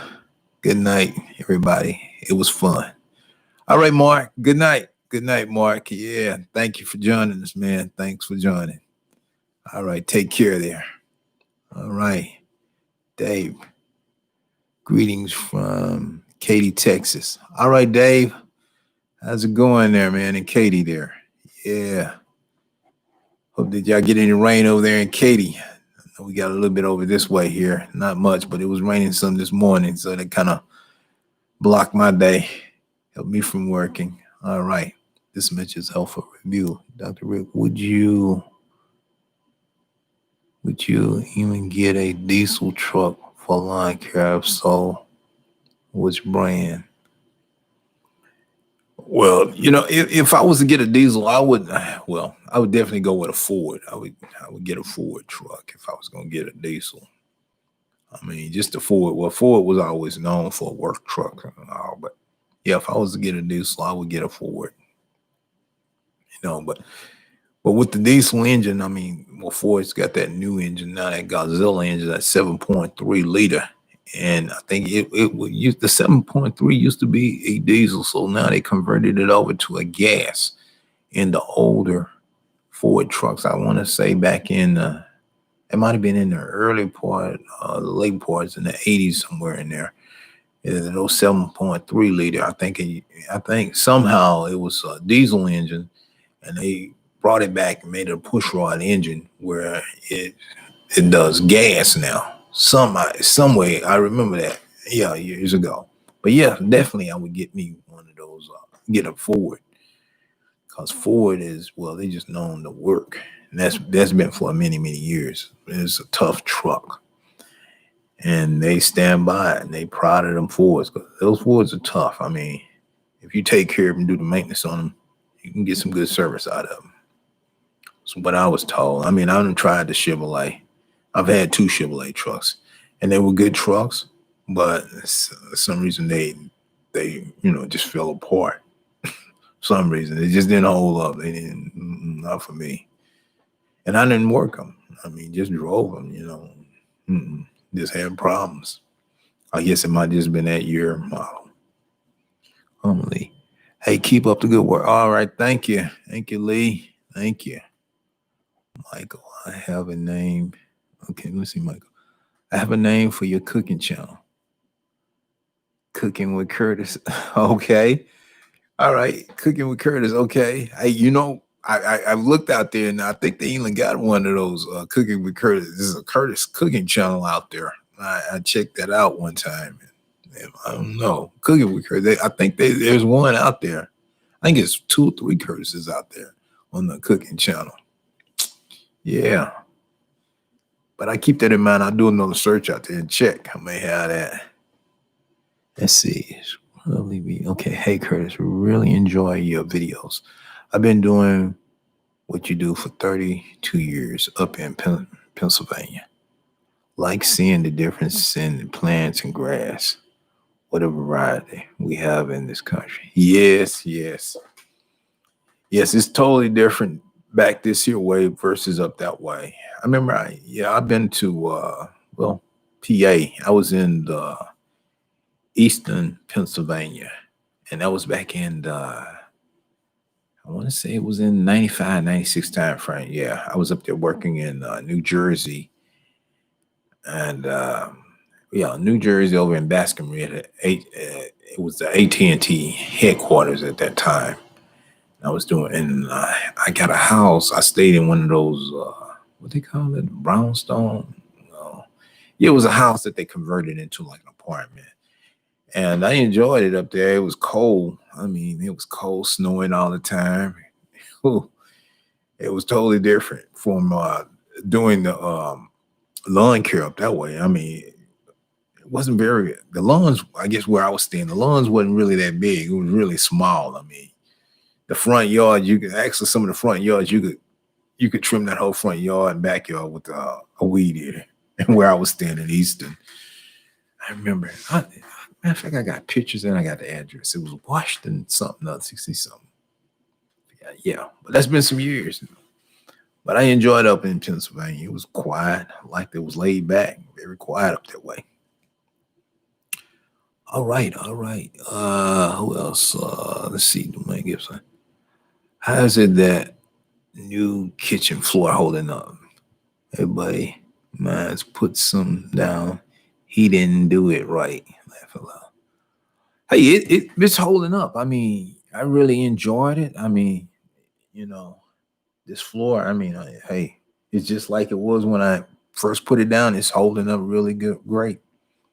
And I mean, what it is when you're doing these floors, you got to do the research and check out the material, and to see if you got a good grade of material, and put it down. I mean, it hold up, but they got cheap grades of stuff, and sometimes stuff don't hold up because it's low graded stuff. But this stuff that I got, I mean, I checked it out before I actually, bought it. I checked the warranty and all, and who else had it and how long they had it and do they stand behind and all. But so far, so good, and I haven't had any problems with it. Yeah. Hello from Maine. All right. Lee. All right. Hello, Lee. Okay. Who else? KJ Landscaping. See, what was it like when you when you came and I turned his back into the yard. Video kept getting views and got over 1 million views. Oh, that video, I would, I didn't know I wouldn't even know what was happening when that happened. I was like, what in the world? When I started seeing that video getting all those views, I was like, what in the world's going on? What is it about this video? I mean, I thought it was just a normal video I was just posting. And when it started getting all those views, I was like, what in the world had happened? I'm like, well, I don't know. But somehow when I posted the video, as they say, you have to have a keyword search. And it just so happened in that video, when I posted it, and it was at that time, I put yard in there. And apparently that keyword search, everybody was looking for yards. I mean, I don't know what it is. I mean, it was just a yard. I mean, you probably had like over 1 million people somewhere was looking for a yard or something other. And that keyword search, it came up and it just pushed that video, and then it went through all these others, and people started posting it and sharing it, and I was like, wow. I mean, I was very happy that happened, but I didn't know. I was like, what in the world? What is it about this video? I was like, I wasn't thinking nothing about it, but it hit 1 million views, and I was very happy to see that. But I was surprised about it. I was very surprised, because I was like, what in the heck? Actually, that video, that video really done very well. And actually, by posting the video, actually brought me some more lawn care work. I wasn't looking for that, but it did bring some more work in. So I was very surprised when that happened. And, I don't know if it ever happened again, but, if it does, I'll be like, whoa, okay. But I was very happy, thankful that happened. Let's see, Wells Andrews. Let's say greetings from Queens, New York. Love your video. All right, man. Thank you. All right. Thank y'all. Thank you. All right. This message is helpful review. I was thinking of you getting a commercial license for a lawn care so I could stay busy. Activate commercial. Okay. Yeah. Well, down here in Texas, I mean, if the weather is good, you'll stay pretty busy. But here, you just never know. It's uncertain from year to year. I mean, sometimes you get in a situation where it rain a lot down here. I've had it times where it was raining for a solid month before I could do anything again. But I made it through it. And then I remember one year where I had a drought and the lawns was not growing. And I was only mowing 1 yard a month. And that was only due to the fact that the guy was watering his lawn.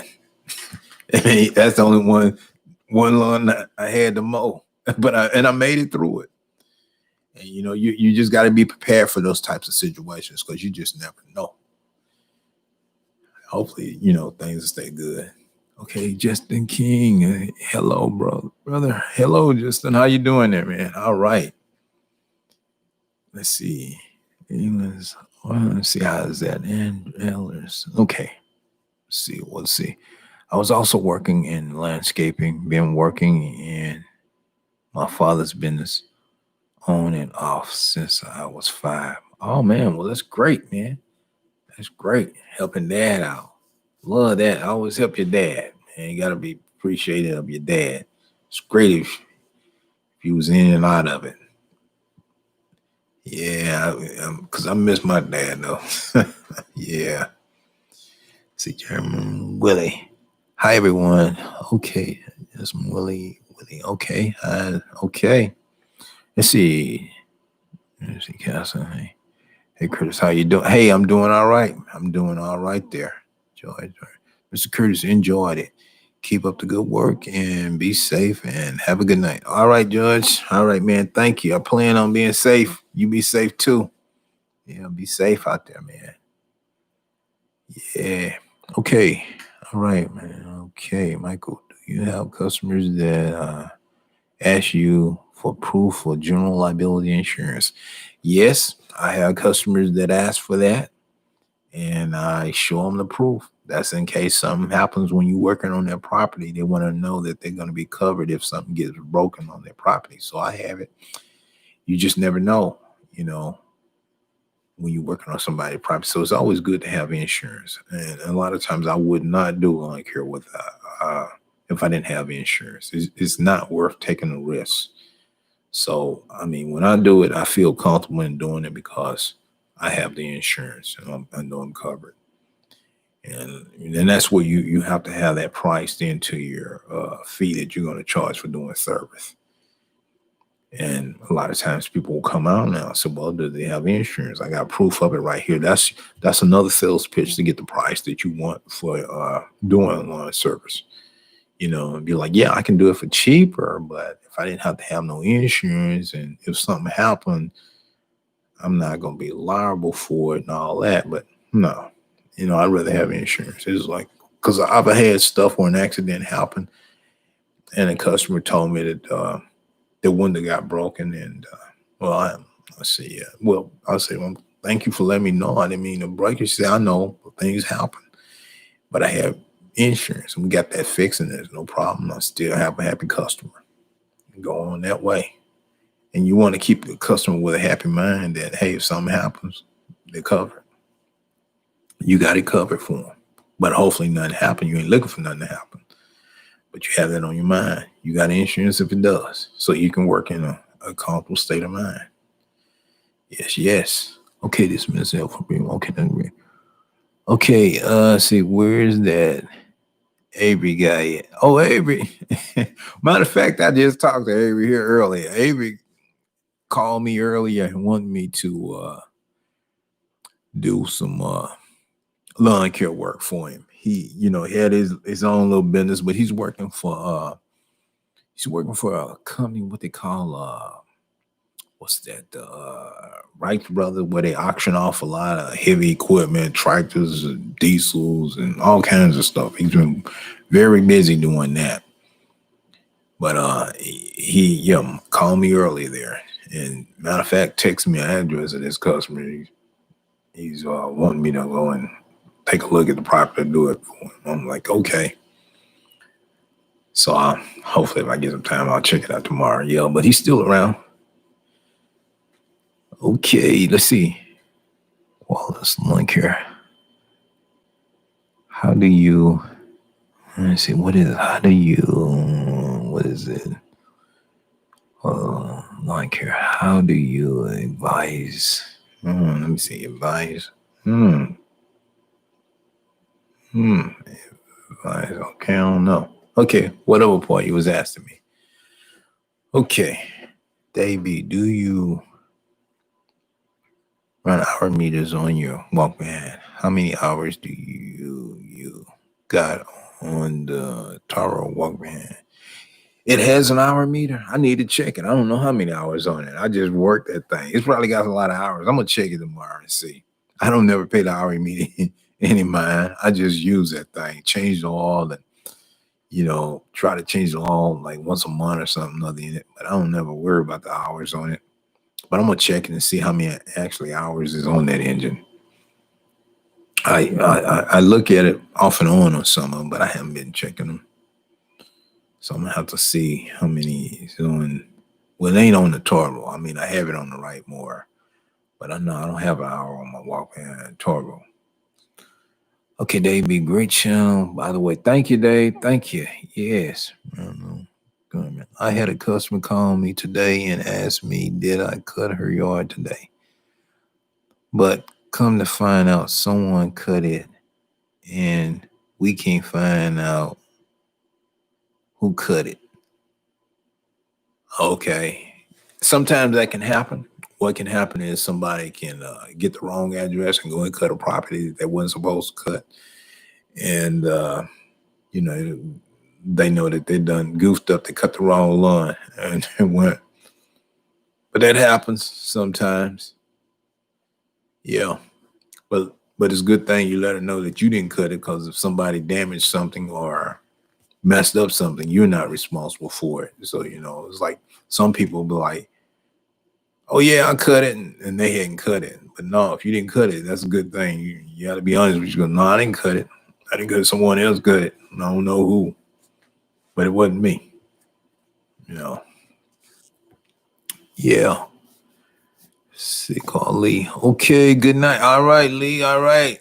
Good night, man. Thanks for dropping in. David B. Thanks. They are good machines. Yes, yes, they are some good machines. I really enjoy those machines. Those.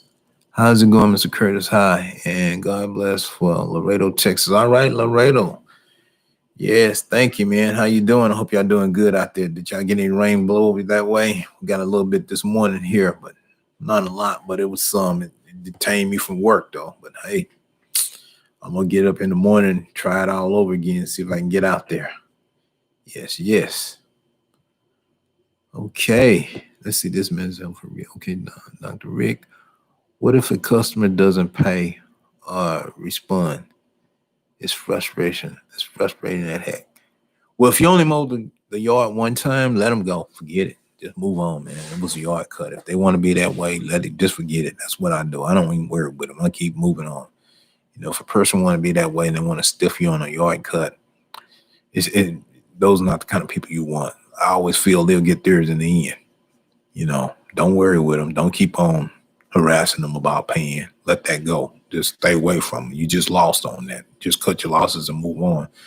And just be aware of people like that, I mean, it's some, it's things you can do. I mean, if you got to sign and invoice them, you take them small claims court or put a lien on the house until they do pay. They can't sell it or nothing like that. But I don't even worry with them. I just cut my losses and move on. It was just a yard cut. If it's going to be that way, I don't have to be bothered with that person anymore. It's just best to just move on. That's what I say.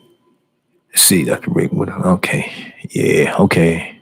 Silver vines. Okay. Hey, Curtis, if you were in my area, I'd be happy customer. Hope all is well, brother. Hey, thank you. Yes, thank you. Thank you. Yes, yes, I'm doing great. I appreciate it. Yes, yes. The Medi, okay. Curtis, okay. Yeah, thank you. This is my client. Good night, Curtis, and thank you again for your response. Okay, thanks, Michael. Have a good night there. Yes, yes. Have a good one there. Have a good day and rest of the week there. Take care. All right, Hector Core. What mowers do you recommend to start a lawn care business? I have $500 to buy one. Okay. You got $500 to buy one. Well, depending on how many lawns, if you have a number of lawns, if you can get you one, a good mower, I would recommend this has a Honda engine on it, because those Honda engines tend to hold up pretty good. They have some others, but Hondas, even on the the low end consumer grade mowers, they even tend to hold up with a Honda engine on it. They have like different brands. They used to have one like what do they call that thing? It was a weed eating, some kind of weed eating mower, and it had a Honda engine on it. And well, the engine was good. The deck would ride out before the engine would go, as long as you change that oil in it. But no, anything with a good Honda engine on it, you're looking to be pretty good. That's what would hold up for starting your lawn care. And you could probably make your money back in no time with that. But some of the other brands, I don't know. I'd rather just go with what I know and I've used before. I've had good luck with those. And I learned because I tried a lot of other different types of engines back in the 90s, and they didn't hold up. Blown head gasket, the engine gets overheated and it just blow. Let's see. All right, okay. Let's see who else. Do you, let me see. Do you do Contracts with your customer. No, I don't do any contracts with any customers. No, what I do is,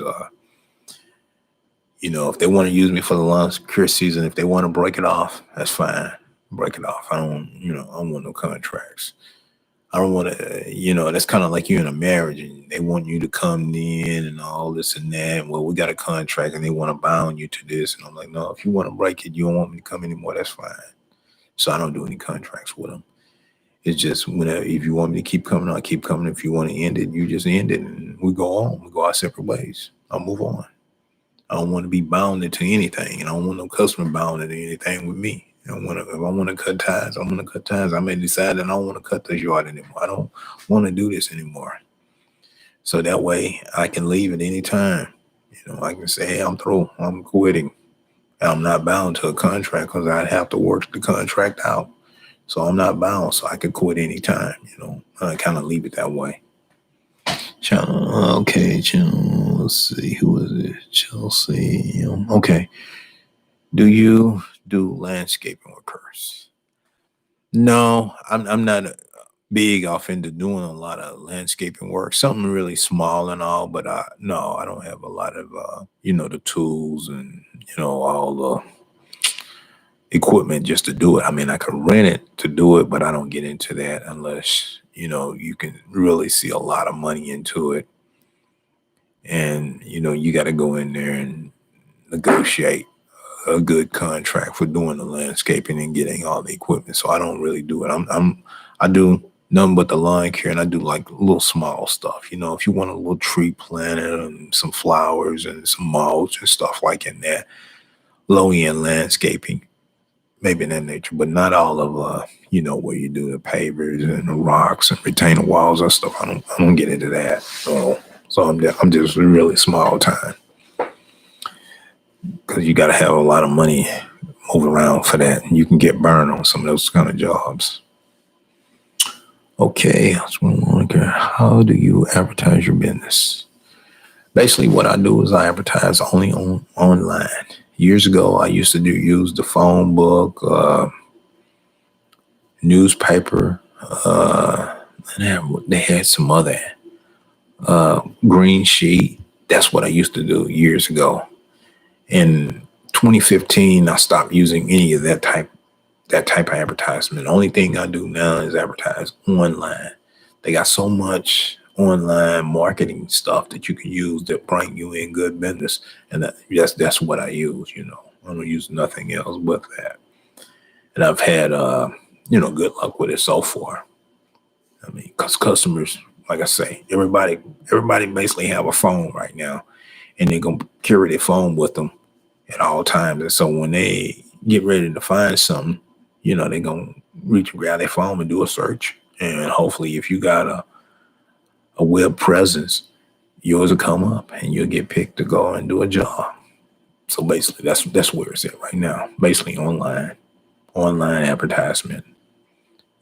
Just starting out. I mean, there's a lot of tools that you can find out here online to advertise your business, and some of them are pretty good. You can bring you in. You don't have to spend a lot of money for it either. A lot of stuff is free. Really, you see, out of the mowers you currently have, which one is your favorite? Okay, out of all the mowers I have, what's really been bringing me in was when I bought that right walk behind mower. That's been one of my favorite mowers, because I was able to cut a lot of properties real quick. I'm able to get that mower in and out of different areas and situations that I get encountered in. So I've had some really good luck with that one. So that's been really one of my favorite ones. That has been a money maker for me. I mean, the others are great. They're heavy, but sometimes it becomes, a time. Well, it's times just using the thing and moving it in certain areas, and it's too heavy. It gets stuck. You can't get it over here, and you can't move it over here. And I was like, nah. So that's why I ended up buying that walk behind right more, because I was having problems with different areas where I was going and mowing. And that's why, I love that walk behind right that I have there. It's been really great to me. All right. Hector Card. Thank you. All right, Hector. Thanks. Okay. Let's see who else this message. I agree. I need a couple more trimmers. I'm in an Echo person and I have a split shaft Echo 225 trimmer now, and I need some more power. Friends run steel and ran into a copyright issue with them. Well, they're both good units. I mean, on your Echo, you can order that shaft and then get it back going again. Now that steel. I mean, yeah, as long as you run that 93 octane in that and use the steel mix. I mean, those units work great. I've had one where for over a year or 2 years, I haven't really had any problems with it. I mean, the thing just runs. Every now and then I run some seafoam and some of my gas mix to clean out that carburetor. What happens is, when you're mowing, you're going to pick up dust and debris, and sometimes that can get into a carburetor and really cause a lot of problems, and you're not aware of it. So it's good to dig and use some carburetor clean it up just to keep it tuned up, and use some of that seafoam and some of the gas mix, and it'll clean it out, burn that stuff up out of there, and that thing will keep running. So, and what happens is sometimes you get some bad fuel, you're not knowing that the tank was low when you filled up. A lot of those tanks be dirty and have sand and grit in there. If you get some gas and not knowing that it was low, you can actually get some of that in your gas, and then you fill it up, put in more, and you start having problems, and you run, well, it was running fine before I put this gas in here, and now I put this gas in. Because I've had that happen, where I've had a unit Mower running fine, and then all of a sudden it's not running fine. And the only thing that had changed was I had put some more gas in there, and that gas stopped it from running correctly. So I had to drain that out, go get me some more fresh gas and put it in there, and then it resumed to run correctly again. All right, Harper, do you still use your Gravely? Oh yeah, I still use that Gravely all the time. I use it basically every week right now in the summer when I'm mowing large properties. I mean, an acre. I mean, if you have an acre or something, I'm using the Gravely. And on some big lots, yeah, I still use the Gravely. Yes. Right. Hey Curtis, what lawnmower do you have? I forgot. Okay, what lawnmowers I have? Let me see what I got. I got a Honda. I got Snapper. I have Gravely. I got Wright. I got Taro. And I got Y Bravo.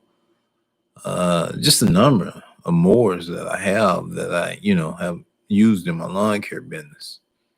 You know, um, it came about where, I wasn't anticipating on having all these different mowers, but it came to the point where that when something breaks, I don't have time to fix it. I got to grab something that's already tuned up and ready to go until I get that other one fixed. Sometimes I'd have to put them in the shop and leave them for a month, but I had to keep working, so I had to keep going. Oh yeah, I got a Skag 32, belt driven. So yes, some of those are all the mowers that I have that I use in my lawn care service here. So I gotta, I'm always ready to go when somebody call. I'm not gonna say that I can't come because my equipment is down. My equipment is ready to go. It's tuned. Yep. So that's some of the stuff. Yeah. Okay. Let's see. CT. How long have you been in the lawn care business? Okay, I've been in the lawn care business a long time. I started back in the 90s, helping my dad do this lawn care. And I think it was around, it was around in 2002. My dad got sick and he couldn't do it anymore. And I was volunteered. My mom said, "Oh, my son can do it." And I said, "Okay." And I was hoping my dad would get back well, but he never did get well. So I basically kept doing all his lawns for him. and I was doing it on a part-time basis where that I was running my computer business. And what I would do is get up early in the morning around about 6 o'clock and be ready to go at most of the lawns. I know like 5 or 6 lawns. And then I would come back home, take a hot shower, get ready, and go and open up my shop. And I've done that for some years. And, I carried that and doing my computer business and then working out at NASA. So then as time went on, my jobs, I started shutting down my computer business. And then, well, the thing happened with out at NASA when my job had ended with that. Then I took the lawn care and went full time with it. So, but I've been doing it a long time. So I went full time in 2011 when the job ended. I went full time doing lawn care. And that's where I'm saying that I'm not doing nothing else but lawn care. And so I've been at it a long time. So, I kind of missed some of the other stuff, but I've been rocking with this for a long time now. Okay, well, never mind, darling. Answered my question. So sorry for you, brother. Bothering you. Oh, it's no problem, man. It's all good.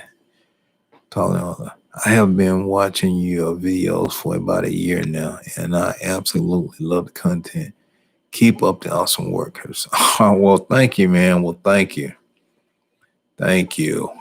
Yeah, I'll try to keep it up, man. I'm gonna try to put out some more videos here of me doing some more lawn care work here. Yes, yes. Okay, let's see. What'd you put here? Okay, who else? Daryl Lee. You still have the Echo 2620?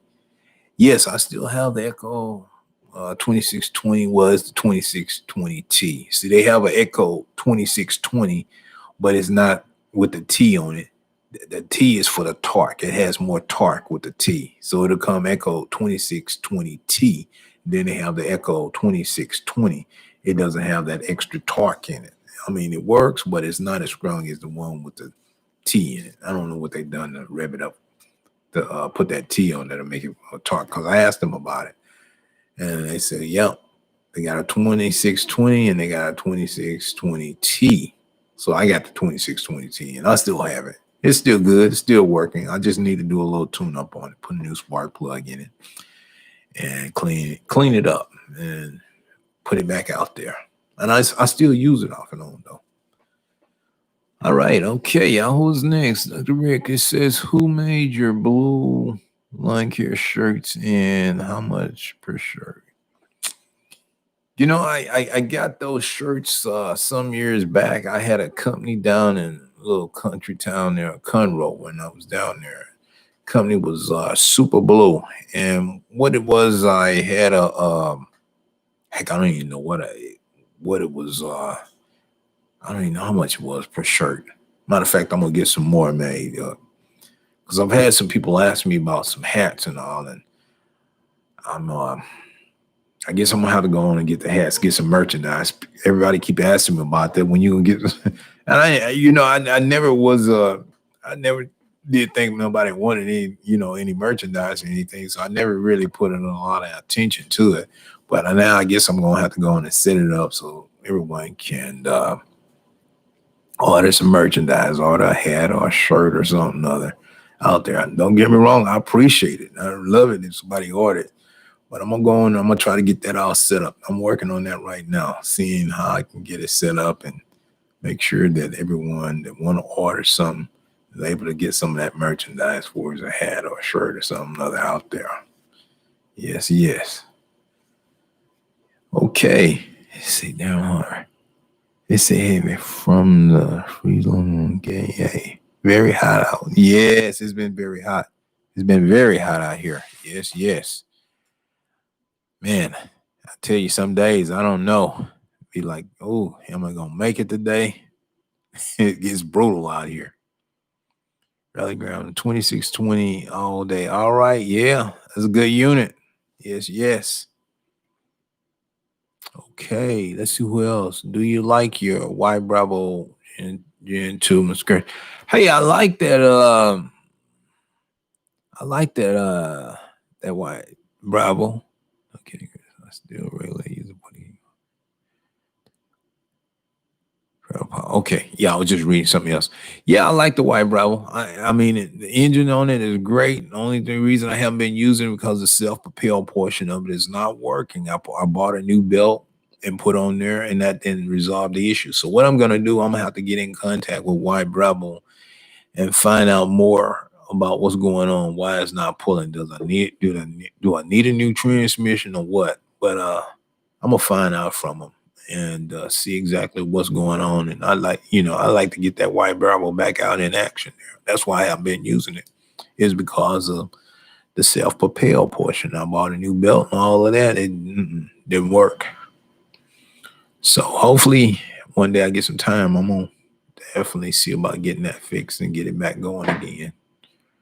Okay, the gearbox on them is the only difference. The gearbox is only on them is the only difference. Okay. Have to see what's going on with that. The gearbox. Okay. CT, what is the best lawnmower for an average homeowner? Um Best lawnmower. I mean, depending on if you're not cutting a lot and you don't have a very big yard, right now, what I would say is, because they're getting better. Some of these battery powered mowers, what you can charge. I mean, if you keep your yard, maintained where it's not overgrown and all, you can get one of these good battery powered mowers. I mean, Still have them, Echo have them. Um, it's a lot of brands. What's the other one? Ego, I think. Yeah, it's a lot of good battery powered mowers that you can pick up. And what I'm saying with the battery power, you don't have to worry about the gas, the maintenance on it, all changes and all. Only thing you'd have to do is buy a blade on it or the battery. And they tend to hold up now. They're getting a lot better. So for just a small homeowner, I would recommend getting one of those battery mowers and a battery power trimmer. That way you ain't got to be worried about no oil and stuff and spark plugs and all. As long as you maintain your yard, it should last a good while. That's what I'm seeing on some of them. And matter of fact, I have some customers that when I used to do their lawn, they picked up one of those battery power mowers and they're still using it. And they say they're very happy. I mean, you know, I think it'll last an hour and a half or whatever. If you get two batteries, it lasts even longer. So forth more than the lawn. Yeah. So that would be something good to have it on now. I know if I wasn't in lawn care and didn't have all this heavy equipment, that's probably what I would be getting me one good battery power. Okay, James. Recently bought a T30 Venetian doll. It's a beast. Oh yeah, they are good. It's the same engine as the Echo 30. I think it's the 3020, and it's the same thing with the Shadal, same company. They just changed the plastic, put the name on it all, but it's the same one, same as the Echo. Has the same engine, and it works great. They are a beast of a machine. Very good equipment. I have two of those Echoes and they really work. Good units.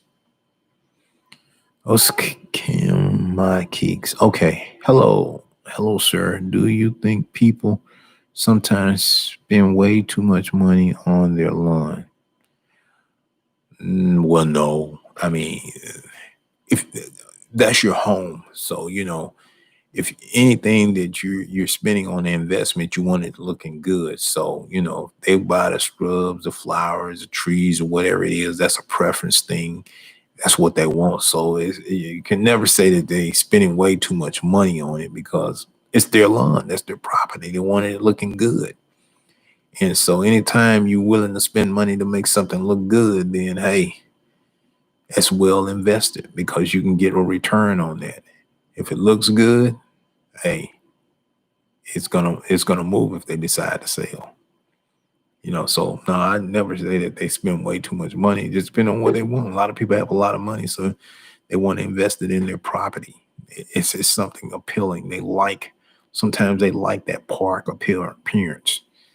It's relaxing. So when they come home and they see the grass is green and the flowers are blooming and the trees and the birds are chirping, they just love that. And that gives them a peace of mind.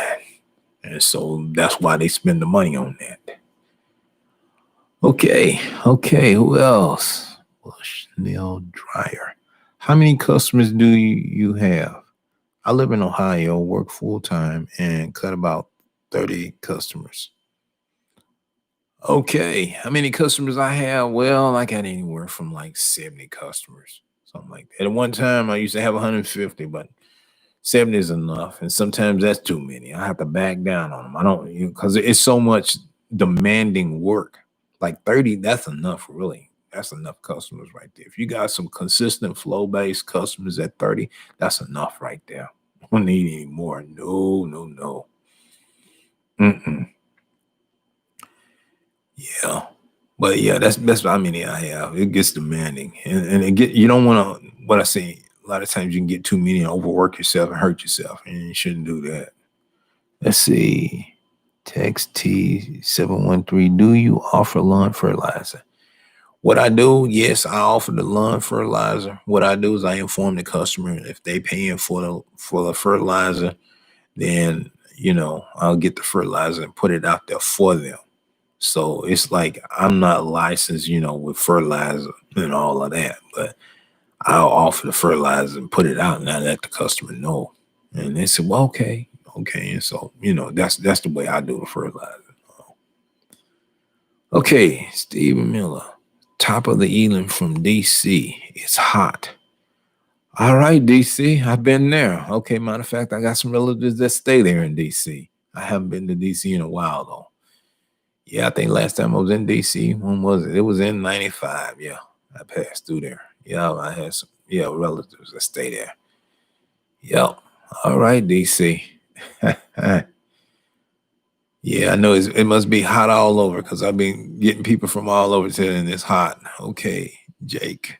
I had the FS 94, but returned it. It was garbage and got the T302. Okay. Yeah, that FS, I mean, I don't know. I don't know what's done happened to them. I mean, they work.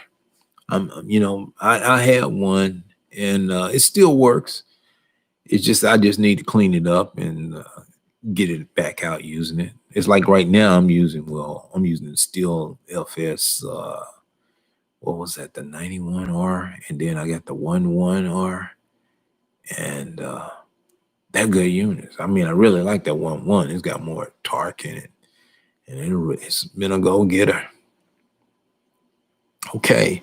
Wise words, Curtis. I wish you and your business the best. Hey, thanks, man. Thank you. Yeah, I'm always pushing it, trying to stay at it. It's hard work, but you just got to have a mindset to keep doing it. Okay, Dr. Rick, lawn care is good for you. It's like my hobby and a job combined, and it feels good being out there, being out doing it. Yeah, it's that definitely that way to keep. Excuse me, to keep you in good shape here. Drink some of this water here.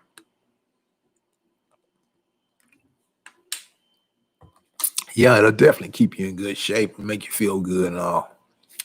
Man, do you have any children? Yes, I do. I have two boys. I have one that's let me see how old that boy. He's ought to be about 33. And then I got one, I think is 20. It's 25, 26. Yeah, I think 20. Yeah, I got one 26 and then a 33-year-old one. Yeah. Two. So they grown. And then I think I got an 8-year-old grandson. I don't never see them though. They come around, they doing their own thing. Yep. Okay. See Lenny. See a young recent video and you were getting some cold water to drink in that humidity heat down there. when I seen that, I thought, dang, I'd be pouring one of those bottles of water on my head. My head. Yeah. Sometimes it feels like that. It feels that way. You want to pour some of that cold water on your head because it gets that hot. Need to cool yourself off. But I done got kind of used to it. You got to keep a hat on at all times because you don't want to have a heat stroke. It will get you. Yeah. Let's see, Jake Sherman. I think the 4 strokes are better than the steel 2 strokes. Okay, yeah, on the steel, what it is, some of the 4 stroke series, what it is, some of the steel trimmers have these valves which you have to go in and adjust and all. Now on the 2 stroke, there's no valves or anything. I mean, it's just a straight engine with a piston that goes up and down and a spark plug. So that's regular like a two cycle engine. But the 4 stroke, you got valves on there, just like in a car, like those push rod gasoline engines. Yeah, that's the way that some of the steel trimmers are. And I think they even had some with the blowers, and they would make them very strong and all. And after a while, you have to go in and adjust the valves and lifters on it. And once you do that, it's back running again, real good. Okay, Jake Smear. But you can go wrong with the Echo. You can't go wrong with the Echo and Shindara. No, they both the same. Like Echo and Shindara is the same company. It's a subsidiary of each other. They next door to each other. I forgot how that was. I don't know if it was Echo that bought Shindara or something like that. Or Shindara bought Echo. It was one of them. But it's the same company. And they both, basically run the same engine and all. There's different designs of shaft and all. The plastic is molded different, but it's the same equipment pretty much. And they just, rename it, but it is good. I've used both of them, Shindara and Echo, and got some good service out of them. The only reason I stopped using the Shindara was because I had bought so many, and every last one of them that I had bought, I done had about 10 of them. They all got stolen. So I just said, forget it. I ain't buying no more. Because it just bothered me that every time I don't know what it was. Every time I get a Shindara, a brand new Shindara, it gets stolen. I buy another one, it gets stolen. I buy another one, it gets stolen. So finally I just say, forget it. I don't know what it is about it. I just say, forget it. So I quit buying them.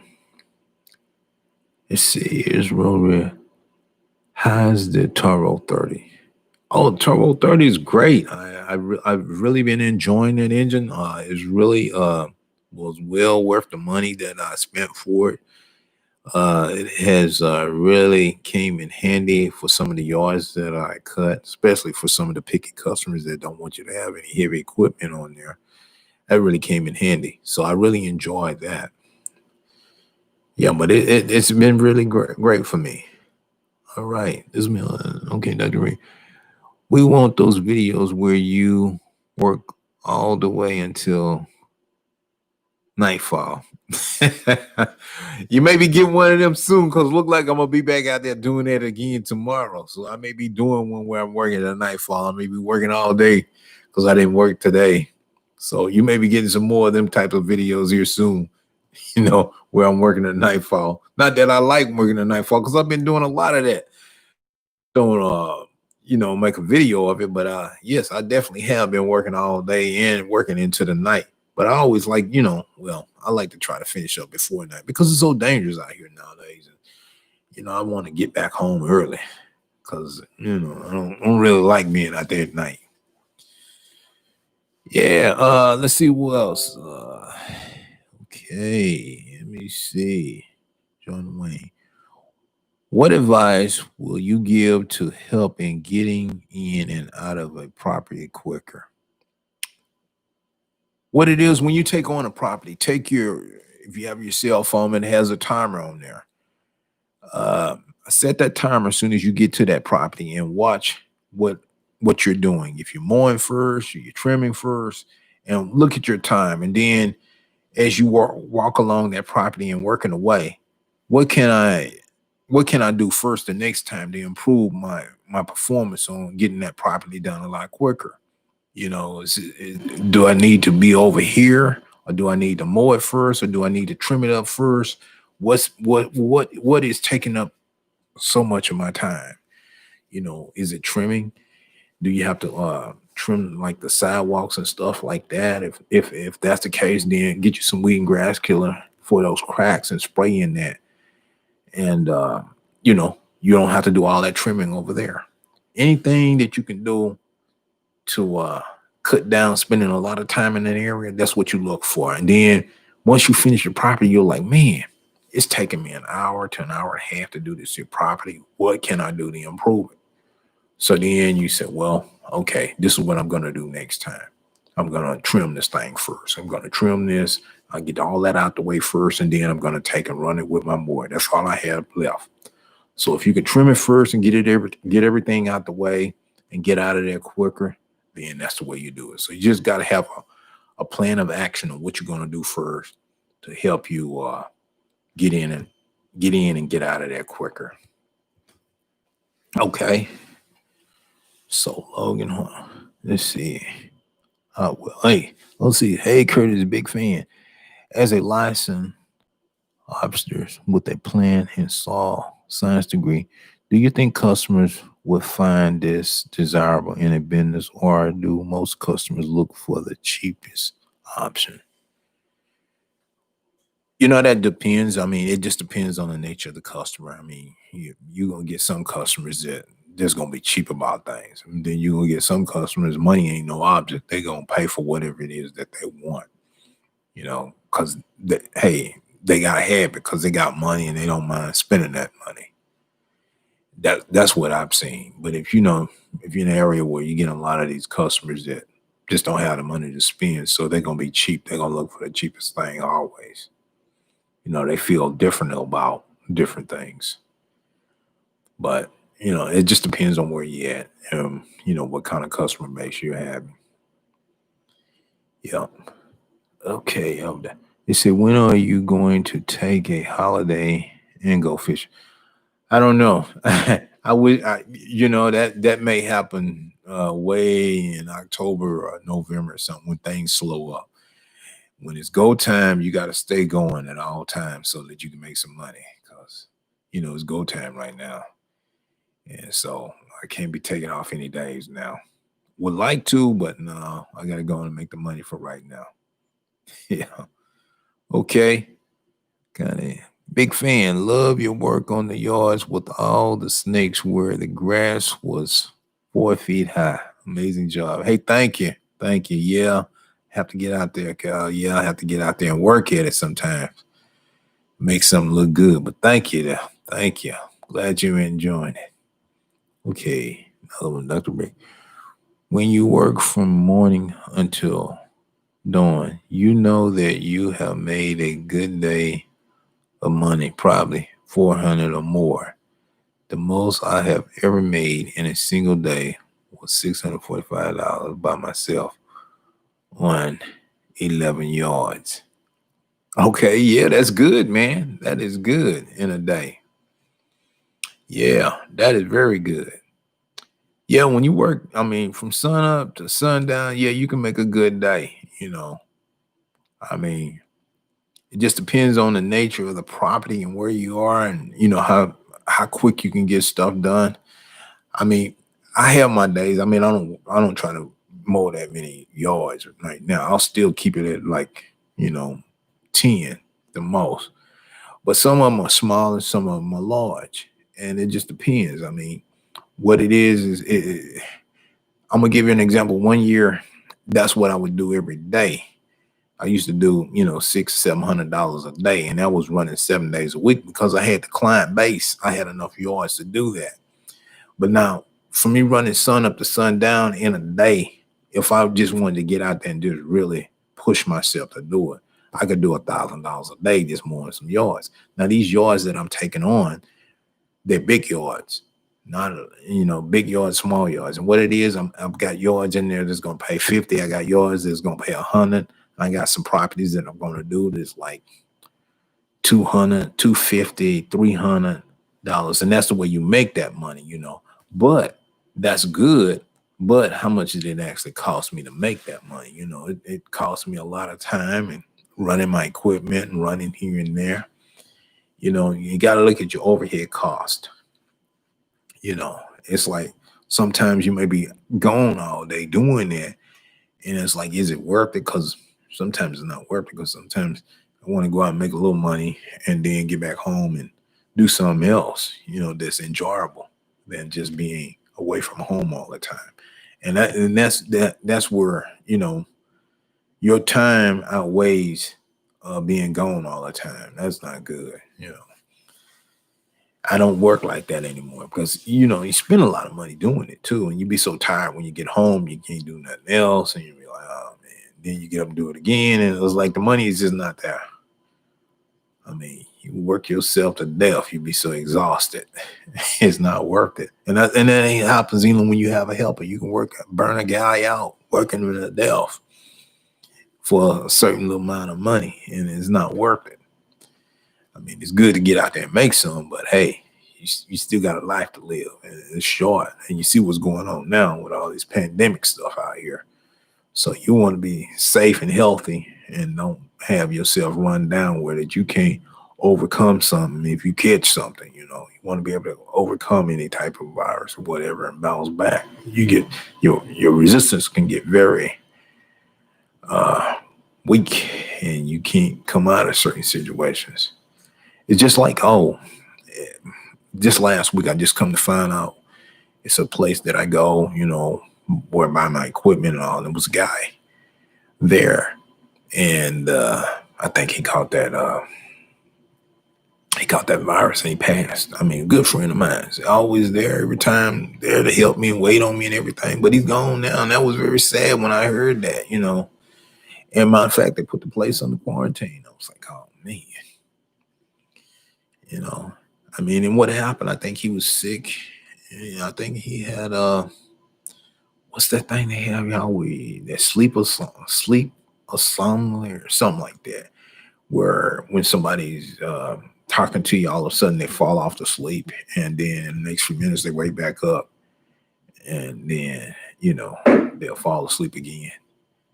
But I think he had that. I think he fell asleep, and he didn't come back out of it. And come to find out, he had done caught that bad virus. I was very sad about that. Yep.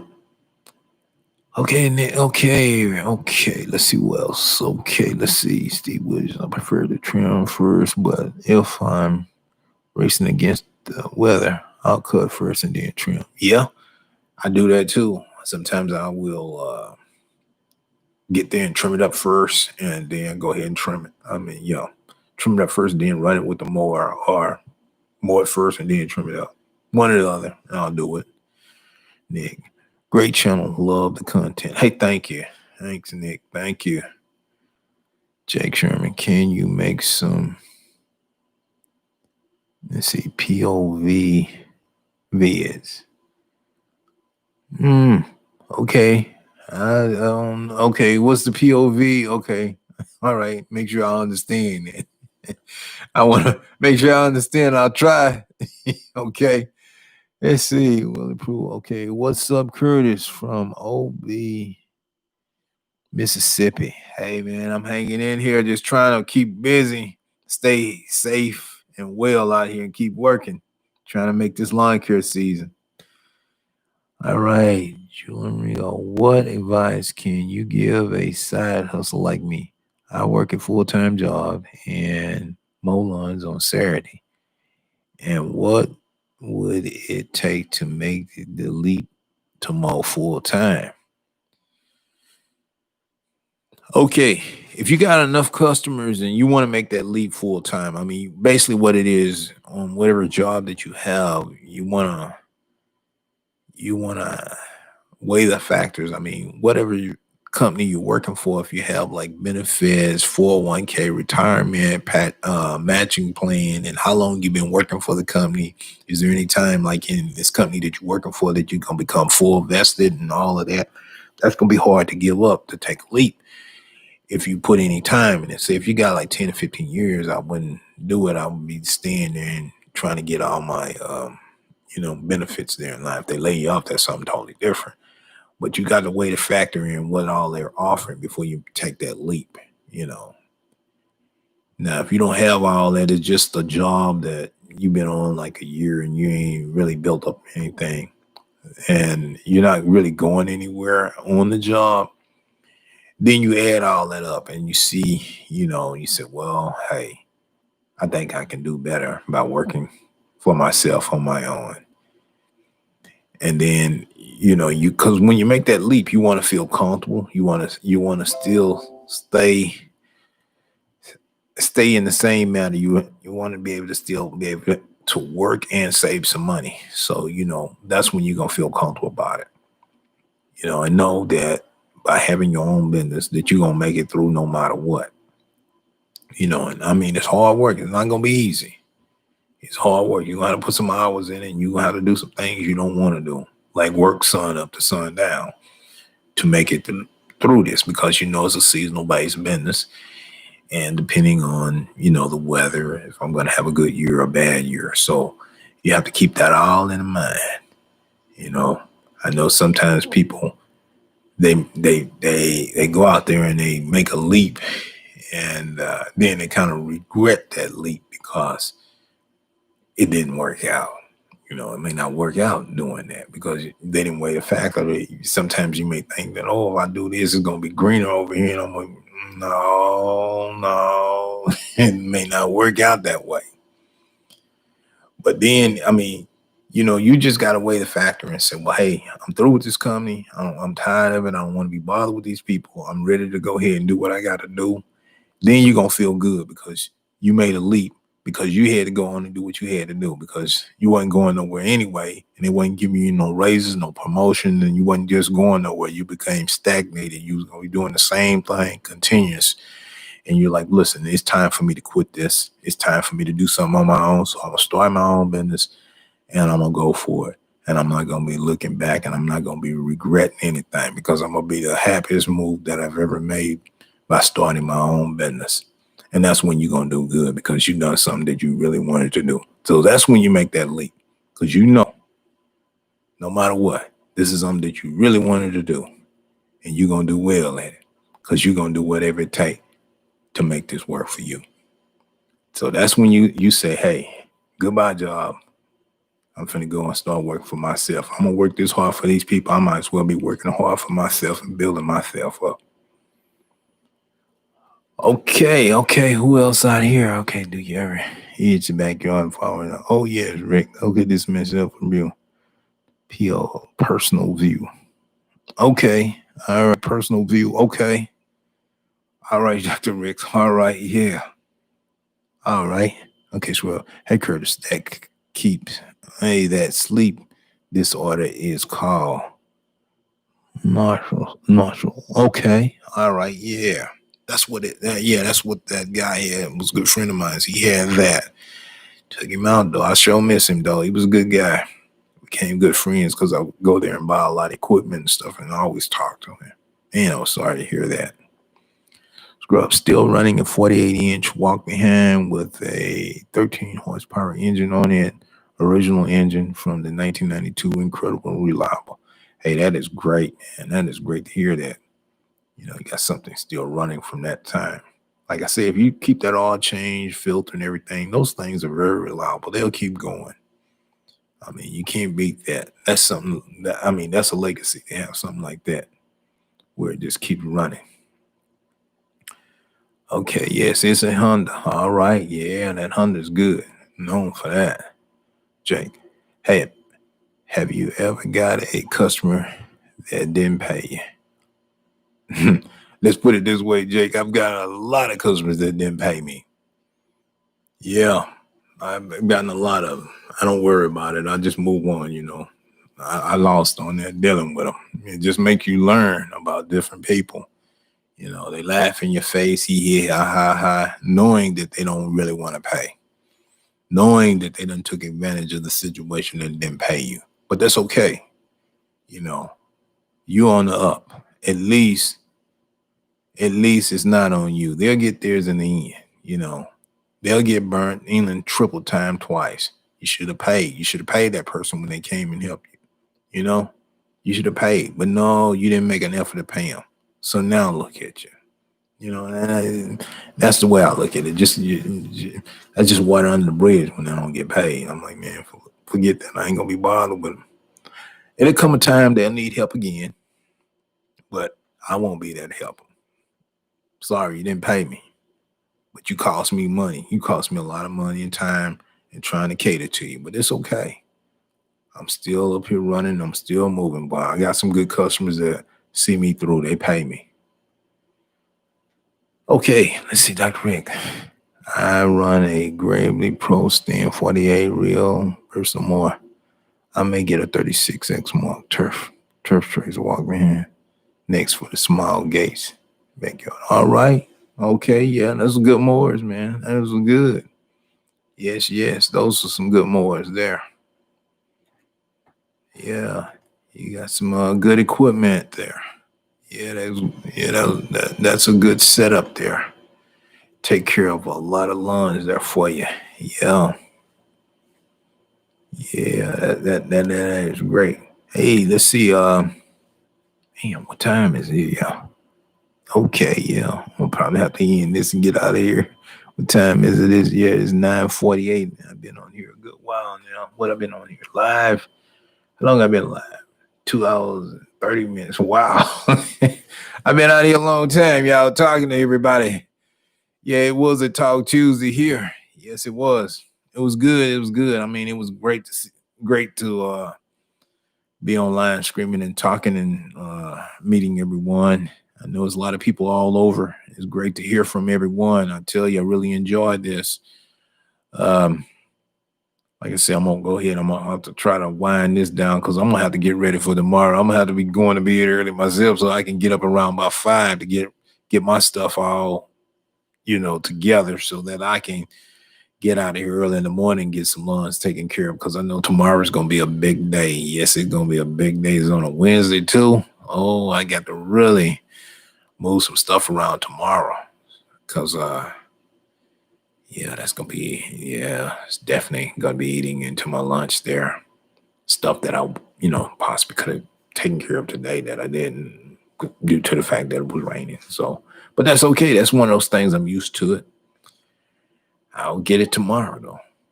You see, Mike T, would you recommend the right 32 or walk behind for a smaller gate?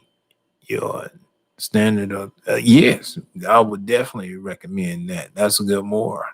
The 32 standard or the walk behind for smaller gates. Yes, that's why I have them for those smaller gates. Well, basically all the gates are small around here, so definitely that's why I have that type of equipment there. Okay, June, thanks for sharing some of your knowledge with us. Oh yeah, anytime. Yeah, anytime. This myself for real. Okay, I agree.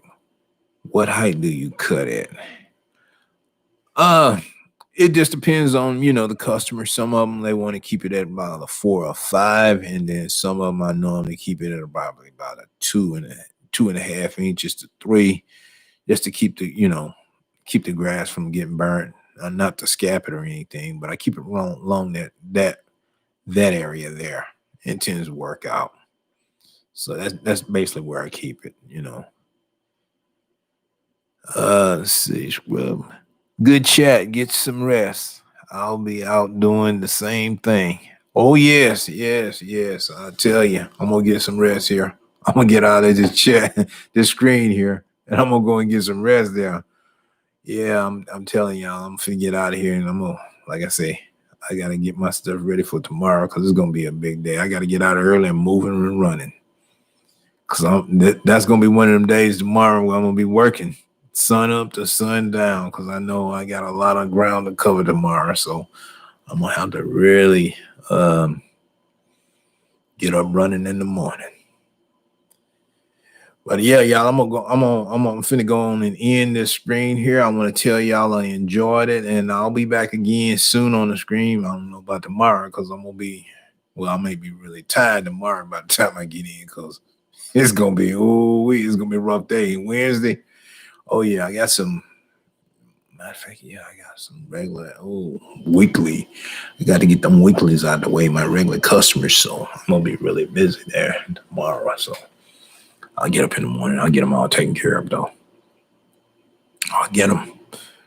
But anyway, y'all, I want to tell everybody I enjoyed it. And I'm finna go on and end the screen now. And I'm gonna wish everybody y'all have a good night and a good rest of the week. And until we chat again, and hopefully we'll chat again real soon there. But I'm gonna go on and end the screen right now. So I want to say good night to everybody. Y'all take care, and I'm out of here. Talk with y'all later on. Bye.